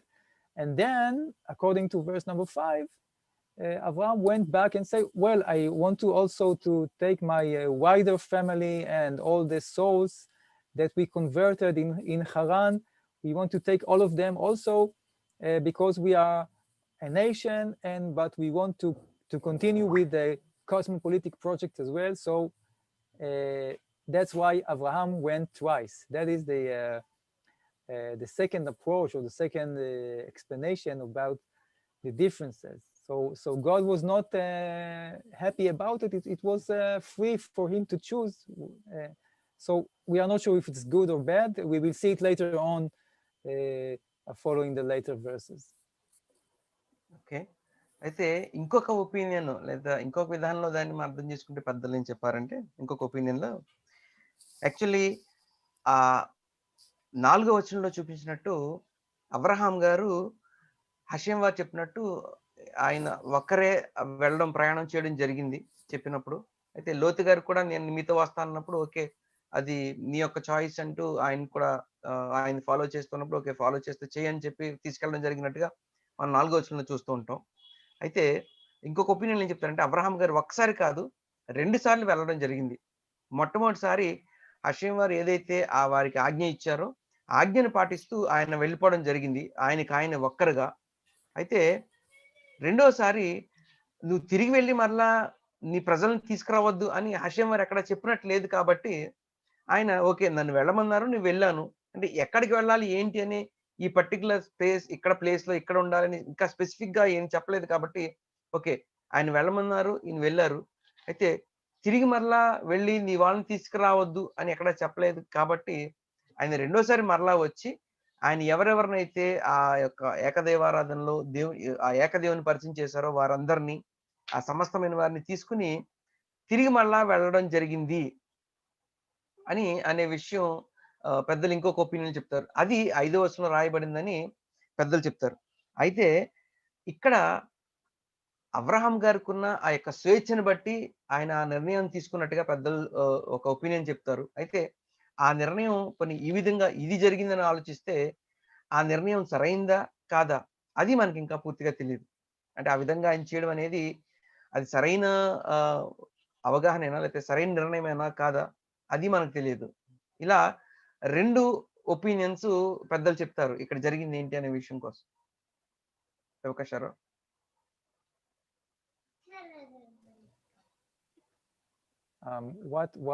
what helps us, just to complete this the second opinion, what helps us to have some more confidence about this second opinion is that we recall that in the first verse, as we mentioned, it is not stated to Abraham where he has to go, right? It's only the words the land that I will show you. And in verse number 4, we see that Abraham just left Haran and went along with Lot. While in verse number 5, we see that Abraham went out to his journey, and we see the words, and they came to the land of Canaan. So how did he know that this is the destination if God didn't tell him? So only if we figure out that he was already there by the first place, place according to verse number 4. So in verse number 4, he already knew that it's actually the land of Canaan where he has to go. అయితే ఈ రెండో ఉద్దేశాన్ని జరిగింది అని నిర్ధారించుకోవడానికి ఒక కొంత support మనకి ఎక్కడ దొరుకుతుందంటే, మనం 4వ వచనంలో చూసినప్పుడు లేదా దాని ముందు వచనాల్లో హషేం వారు అబ్రహాం గారికి నువ్వు వెళ్ళు అని చెప్పిన సందర్భంలో మనం చూసినప్పుడు నీవు లేచి నీ దేశం నుండి నీ బంధువుల యొద్ద నుండి నీ తండ్రి ఇంటి యొద్ద నుండి బయలుదేరి నేను నీకు చూపించే ప్రదేశానికి వెళ్ళు అని మాత్రమే చెప్పడం జరిగింది. అది ఏ ప్రదేశం అనేది ఇక్కడ మెన్షన్ చేసలేదు. అయితే 4వ వచనంలో జరిగిన సందర్భం మొట్టమొదటిసారి ఆయన వెళ్ళినప్పుడు హషేం వారు ఒక ప్రదేశాన్ని చూపించడం జరిగింది, అక్కడికి వెళ్ళడం జరిగిందని అని ఒక ఒపీనియన్ పెద్దలు చెప్తారు. అయితే రెండోసారి ఆయన వెళ్ళినప్పుడు అంటే రెండోసారి తిరిగి వచ్చి మరలా వెళ్ళారు అనే ఒపీనియన్ సపోర్ట్ చేయడానికి 5వ వచనంలో మనం చూసేసరికి 5వ వచనంలో మాత్రం ఆయన తన భార్య లోతు గారు మిగతా ఆయన సంపాదించుకున్న ఆత్మలన్నీ కలిసి తీసుకుని ఆయన కానాను దేశంలోకి వెళ్ళిందని స్పెసిఫిక్ గా ఆ యొక్క దేశం యొక్క పేరు ఇక్కడ మెన్షన్ చేయడం జరుగుతుంది. ముందుసారి వెళ్ళేటప్పుడు ఆయన ఎక్కడికి వెళ్తున్నారు అనేది పూర్తి అవగాహన అబ్రహాం గారికి లేదు. అక్కడ సింపుల్ గా హషేం వారు చెప్పింది నేను ఒక ప్రదేశాన్ని చూపిస్తాను అక్కడికి వెళ్ళు అనేది. సో కాబట్టి పెద్దలు ఏం చెప్తారంటే మొట్టమొదటిసారి ఆయన హషేం వారు ఏం చెప్పారో ఆ యొక్క ఆ ఆజ్ఞలు అయితే ఆ యొక్క డైరెక్షన్ ఆయన పాటిస్తూ ఆయన ఒక్కరే వెళ్ళడం జరిగింది. తరువాత వచ్చి మరలా వీళ్ళందరినీ తీసుకుని హషేం వారు ఏదైతే ప్లేస్ చూపించారో ఆ కానాన్ దేశానికి అందరినీ తీసుకువెళ్ళడం జరిగింది. ఇలా జరిగి ఉండొచ్చు అనే దాన్ని పెద్దలు దీన్ని కొంచెం నిర్ధారణగా తీసుకుంటారు. అయితే స్టిల్ అది సరైన విధానమా కాదా అనేది మనకి ఇంకా ఆ విషయం అనేది క్లారిటీ తెచ్చుకోవాలి. అవకాశారావు. Okay. If there are no questions, that so we can move to see some of the consequences of this act of Abraham. And this we can start see some reaction to that on in the next two verses, verse number 6 and number 7. So let's try to see it. And yeah, I think someone has raised earlier. Now it stopped. Okay, Jacobi sir. Shalom, Rohan. Thank Rabbi for explaining deeper issues. I have still I have a lot of confusion in third verse and the fifth verse. Could you please elaborate it if it is possible? Okay, my question in the third verse is nebrechu bekakol mishpachot ha'adama. I do not understand. All the families of the earth be blessed. So in what mission, Abraham's Avinu mission, all the families of the earth be blessed? That is one question I want to clarify. I want to get clarification. In fifth verse, I have a small doubt. Why only the Hanefesh Asher Asu Beharan? Why the specific Haran? I find very mystery there. There is a Abrahamic mission in that Haran, and because of that he took the souls of those who he got in Haran. Is there any specific mission purposefully is there in Haran people or souls of Haran for holistic blessing of the families, whole families of the world, of the earth? I think that is another question. Yes. Okay. Sure. Okay. Sure. Okay. Yeah. Let's see. Okay. Regarding the first question, in what way all the families of the earth are blessed by Abraham, right? That is the first question. And the idea here is well, we didn't talk about bless, but Rashi talks about it. Maybe we can try to see even something from Rashi about this commentary. Well, it's like, you know, that we know about the blessings of Adam, right? Be fruitful and multiply and conquer the earth, and also the same blessings to Noah, right? The same blessing of Adam. And now Abraham is like the third one, the third like pillar that receives these blessings, this power, this huge power, that he will be like a source of blessings to all the others, similar to what Noah and Adam were. And his mission, and he will be like as verse number 2, actually, as the second verse tells us, and you shall be a blessing. And that means that it's like the blessing of God went through Abraham. Is like coming down from heaven through the Israeli nation, through Jerusalem, and through Abraham. That is the source. And so this is for the first question.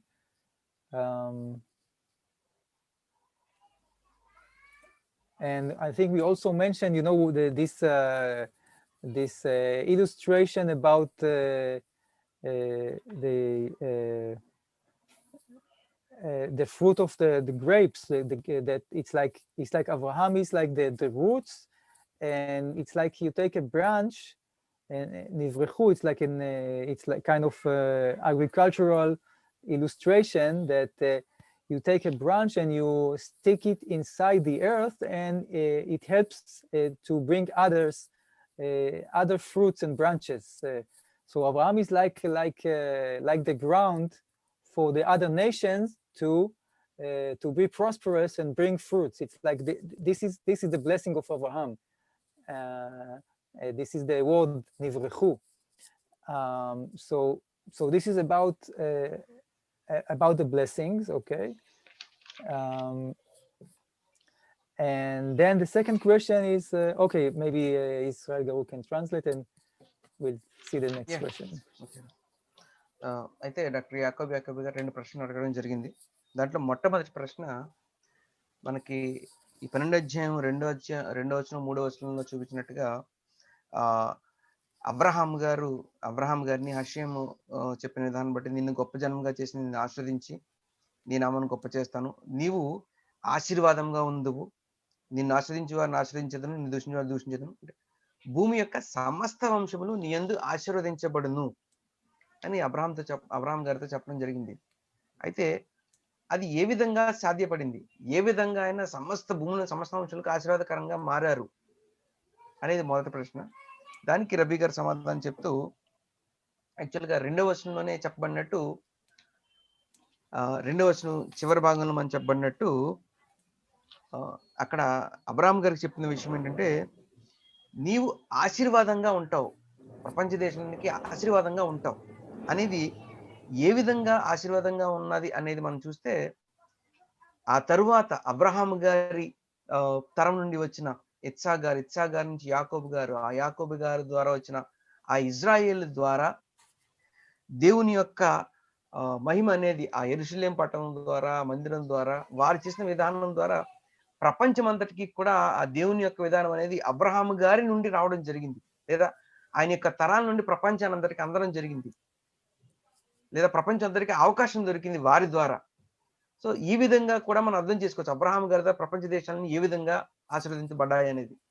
ఇంకొక opinion మనం already ముందు జరిగిన క్లాస్లో నేర్చుకున్నాం.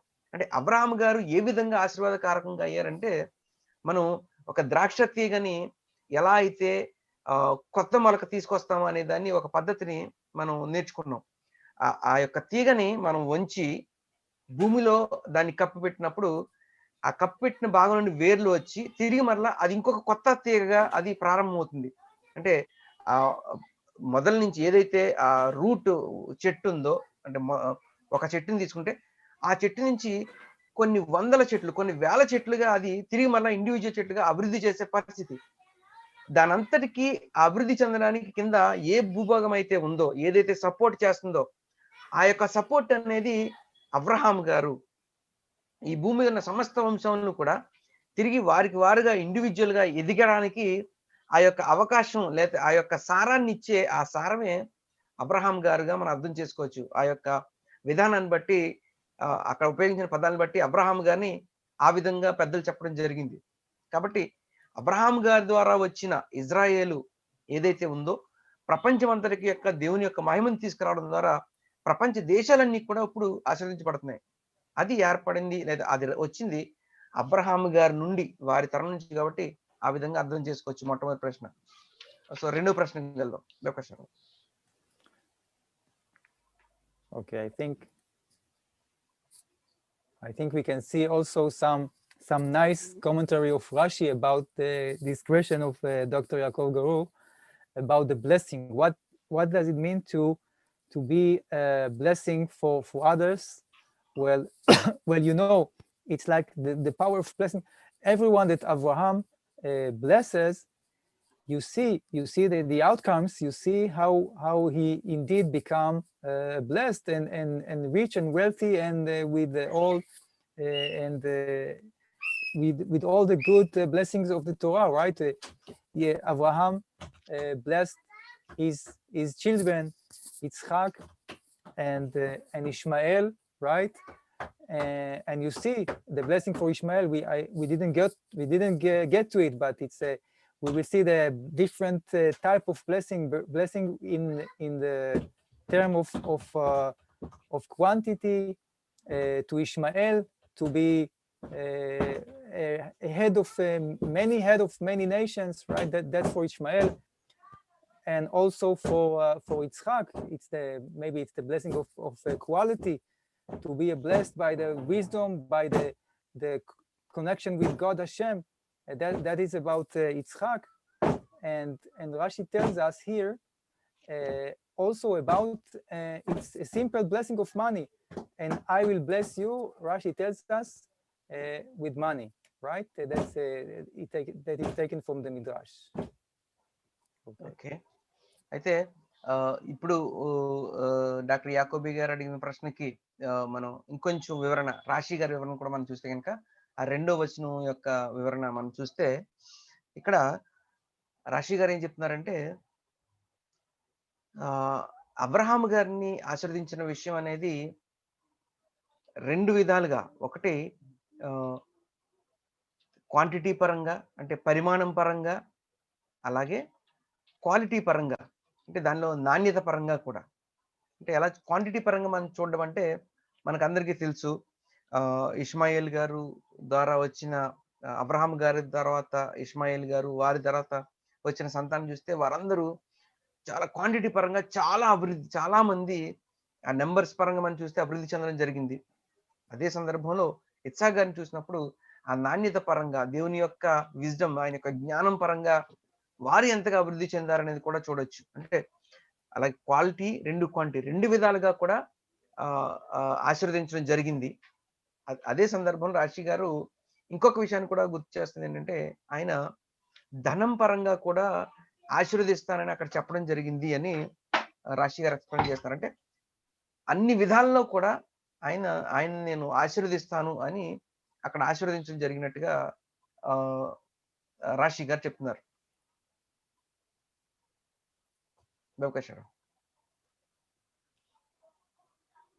Okay. Okay. As for the second question of Dr. Yaakov Gilor about the people of Haran, right? It was about the soul they made in Haran, the nefesh she'asu b'Haran. Why only the people of Haran? I think we can, in a simple way, we can say that well, that was the considerations. I mean, we know that Terach left Ur Kasdim, as we talked about it, that due to all kind of very, very dangerous situation where the Hebrew people suffered and were actually in risk of life. So they just escaped. They were like refugees from Ur Kasdim, so they couldn't make any souls in the city of Ur Kasdim. They only had to escape. So they went on. Well, they all, indeed, it's true. They passed some cities on the way. Maybe they passed, Babylon, Babel, and all kind of other cities before they got to Haran. But maybe they even made some souls. Maybe they converted some people on the way, and they took it along with them to Haran. It's not necessarily Haran. What is indeed true about Haran? We can say it was like a symbol, like we say today. We say New York, right? It's a symbol of the global village, of the cosmopolitic view, where all the citizens of the world are sharing their highest cultural values, right? At least for some opinion. And that was what Haran represented. So in this perspective, it's the most cosmopolitic place. So that's why they made the cosmopolitic souls. Okay, అయితే doctor యాకోబి గారు అడిగిన next ప్రశ్న ఏంటంటే, మనం 5వ వచనంలో చూసినప్పుడు Abraham గారితో ఆయనతో పాటు ఎవరెవరిని తీసుకెళ్లారన్న సందర్భంలో అక్కడ స్పెసిఫిక్ గా వారు హారాన్లో తానును వారును సంపాదించిన సమస్తమైన వారిని అని ఉంది. అంటే ఆయన ఊర్ హస్దింలో కూడా ఉన్నారు, అక్కడ కూడా ఆయన ఆ యొక్క ఉద్దేశాన్ని షేర్ చేయడానికి ప్రయత్నించారు, అలాగే హారాన్లో కూడా చేశారు. కానీ ఇక్కడ స్పెసిఫిక్ గా హారాన్లో సంపాదించిన వారిని తీసుకొచ్చారని ఉంది. వారికి ఏమైనా ప్రత్యేకత ఉందా? వారు ఏమన్నా ప్రత్యేకమైన పాత్ర ఏమన్నా పోషించారు? వారి ప్రత్యేకత ఏంటి? అలా ఎందుకు రాయబడింది అక్కడ వారి గురించి? ఆ పేరు హరాన్ అనే పేరు ఎందుకు మెన్షన్ చేయబడింది అనేది ప్రశ్నించారు. దానికి ఆన్సర్గా రబీ గారు చెప్తూ, మనం ముందు పాఠాల్లో నేర్చుకున్నాం, ఊర్ హస్దిం అనే ప్రాంతంలో ఉన్నప్పుడు అబ్రహాం గారు ఆయన కుటుంబం ఎదుర్కొన్న పరిస్థితులు మనం చూడడం జరిగింది. ఎస్పెషల్లీ అబ్రహాం గారి యొక్క పరిస్థితి మనం చూసినప్పుడు ఒక రెఫ్యూజీ లాగా, అంటే ఒక ఆశ్రయం కొరకు లేదా ప్రాణం కాపాడుకోవడం కొరకు వారు ఆ ఊరిని వదిలిపెట్టి బయటికి వచ్చేయడం జరిగినట్టుగా మనం చూసాం. ఎందుకంటే ఒక శరణార్థుల్లాగా ఊరు హస్దిం వదిలిపెట్టి రావాల్సి వచ్చింది వాళ్ళు. అక్కడ ఉన్న పరిస్థితులు ఆ విధంగా ఉన్నాయి, చాలా ప్రమాదకరంగా ఉన్నాయి. అయితే ఆ పరిస్థితులను బట్టి ఒక ఒపీనియన్ లో అక్కడ ఆయన అసలు అవకాశమే దొరకలేదు ఎవరికి ఆ ఉద్దేశాన్ని పంచే అవకాశం. ఎందుకంటే అసలు వీళ్ళ ప్రాణాలను కాపాడుకోవడమే చాలా భారంగా ఉన్న పరిస్థితి. అయితే అక్కడి నుంచి వారు బయలుదేరి వచ్చే మార్గంలో, అంటే హారానికి వచ్చే మార్గంలో ఈ బబులోను చాలా దేశాలు ఆయన క్రాస్ చేస్తూ వచ్చినప్పుడు మేబీ అక్కడ కూడా ఆయన చాలా మందికి ఈ విషయాలు కొంచెం పంచుకొని ఉండొచ్చు, లేదా అక్కడ కొంతమంది అబ్రహాం గారిని ఫాలో చేయడానికి ఇష్టపడి ఉండొచ్చు, వారు కూడా ఆయనతో పాటు వచ్చి ఉండొచ్చు. అయితే ఇక్కడ హారాన్ నుంచి వచ్చిన సోల్స్ అని మెన్షన్ చేయడం ఉద్దేశం ఏంటంటే, యాక్చువల్గా హారాన్ అనేది ఒక సింబాలిక్ వ్యూలో చెప్పడం జరుగుతుంది. అంటే ఆ కాస్మోపాలిటిక్ వ్యూ ఏదైతే ఉందో, అంటే ప్రపంచ దేశాలన్నీ కూడా ఆ యొక్క ఉద్దేశంతో ఏ విధంగా నడుస్తున్నాయో, వివిధ కల్చర్స్, వివిధ ట్రెడిషన్స్ అన్ని కలిపిన ఒక సమాజం నుండి, ఆ సమాజం నుండి సంపాదించిన ఆత్మలు అని చెప్పే విధానంలో ఇక్కడ హారాన్ నుంచి తీసుకొచ్చిన, మెయిన్ గా హారాన్ లో ఆయన చేసిన వర్క్ ఉంది కాబట్టి, అక్కడ మేజర్ కాంట్రిబ్యూషన్ ఉంది కాబట్టి అక్కడ నుంచి వచ్చిన ఆత్మలుగా ఇక్కడ మెన్షన్ చేయడం జరిగింది అని రబీ గారు చెప్తున్నారు. అంటే ఉదాహరణకి మనం ఏదైనా న్యూయార్క్ దేశాన్ని చూపిస్తే, ఆ న్యూయార్క్ అనగానే ప్రపంచంలో ఎవరైనా సరే అంటే అది చాలా ఒక పెద్ద కాస్మోపాలిటన్ సిటీ అండి, చాలా కల్చర్స్, చాలా ట్రెడిషన్స్ అన్ని కూడా అక్కడ ఉంటాయి.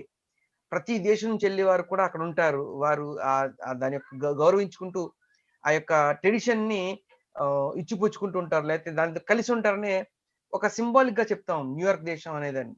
సో ఆ విధంగానే ఇక్కడ హారాన్ని ఆ యొక్క కాస్మోపాలిటన్ వ్యూలో ఎక్స్ప్లెయిన్ చేస్తూ చెప్పడం జరిగింది. సో అది మన డాక్టర్ యాకోబి గారు అడిగిన రెండో ప్రశ్నకి సమాధానం. శరం. Okay, I think our time runs out, so I will just summarize and say that we got to a point where we now see Abraham heads out on the way, and he has this great vast journey of 1,000 kilometers to go from Haran to the land of Canaan, the land of Israel, and only then we will see what is God's response to this vision of Abraham, and how it turns out after this long journey to the land of Canaan. That's what we are about to continue for next class. So, Toda Rabba Israel Daru, Toda Rabba everyone for joining us, and I wish everyone a Shavua Tov, and keep in touch.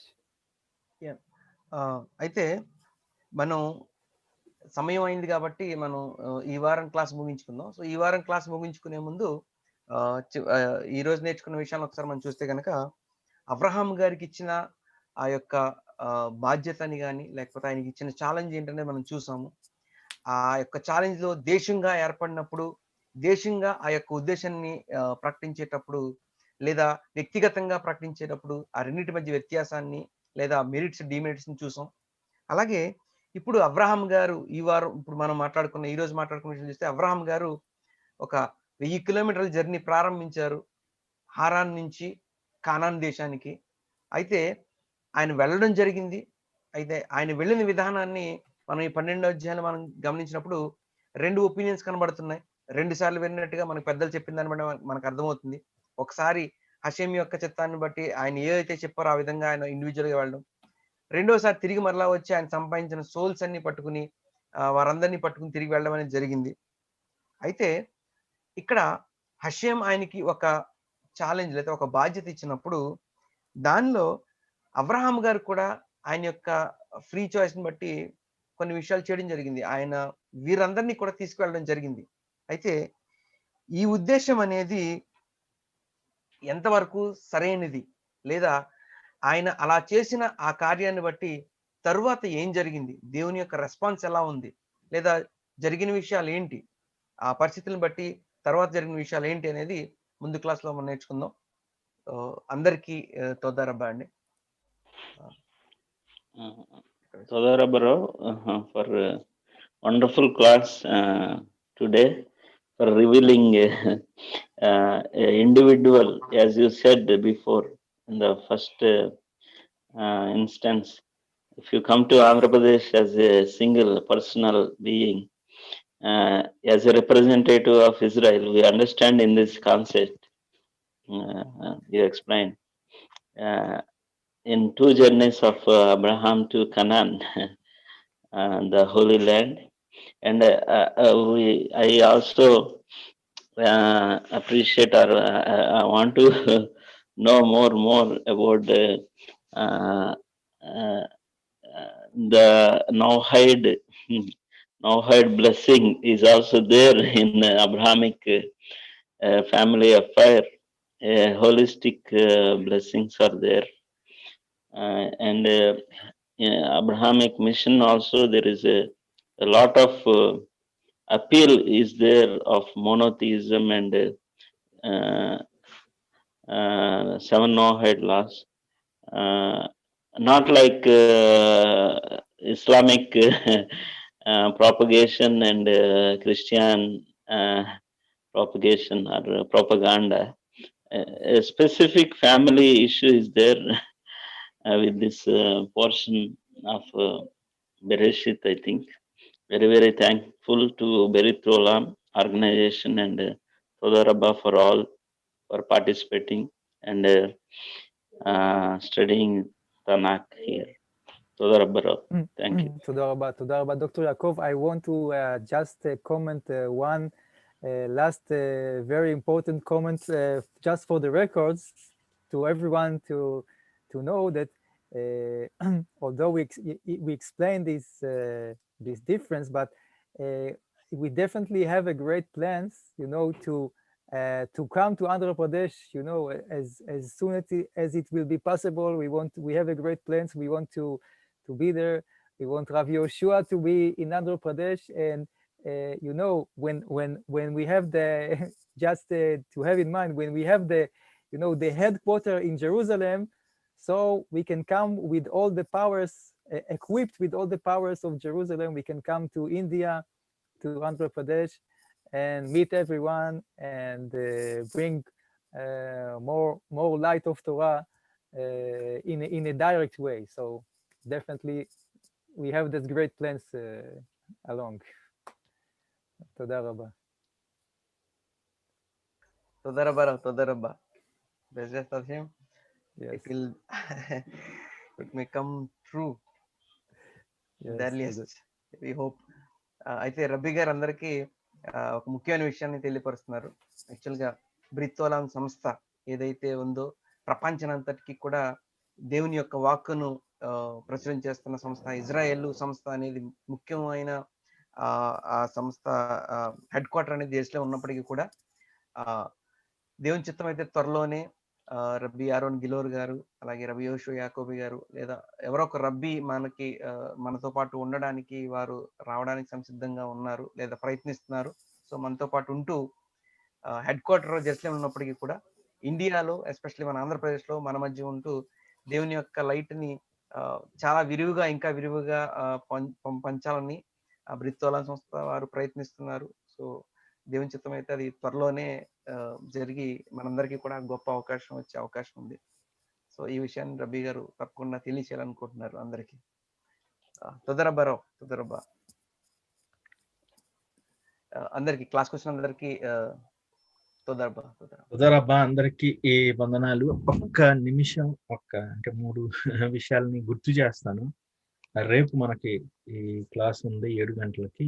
అడిగిన ప్రశ్నలకి జవాబులు తీసుకురావటానికి వాస్తు విషయంలో కానీ ఉండే, లేకపోతే Ruth గారి 4వ అధ్యాయంలోని 10వ వచనం శ్యామోహన్ గారు అడిగిన ప్రశ్నకి, అంతేకాకుండా రబనీత్ రీనా రీచ్మన్ గారి క్లాసు మంగళవారం ఉంటుంది.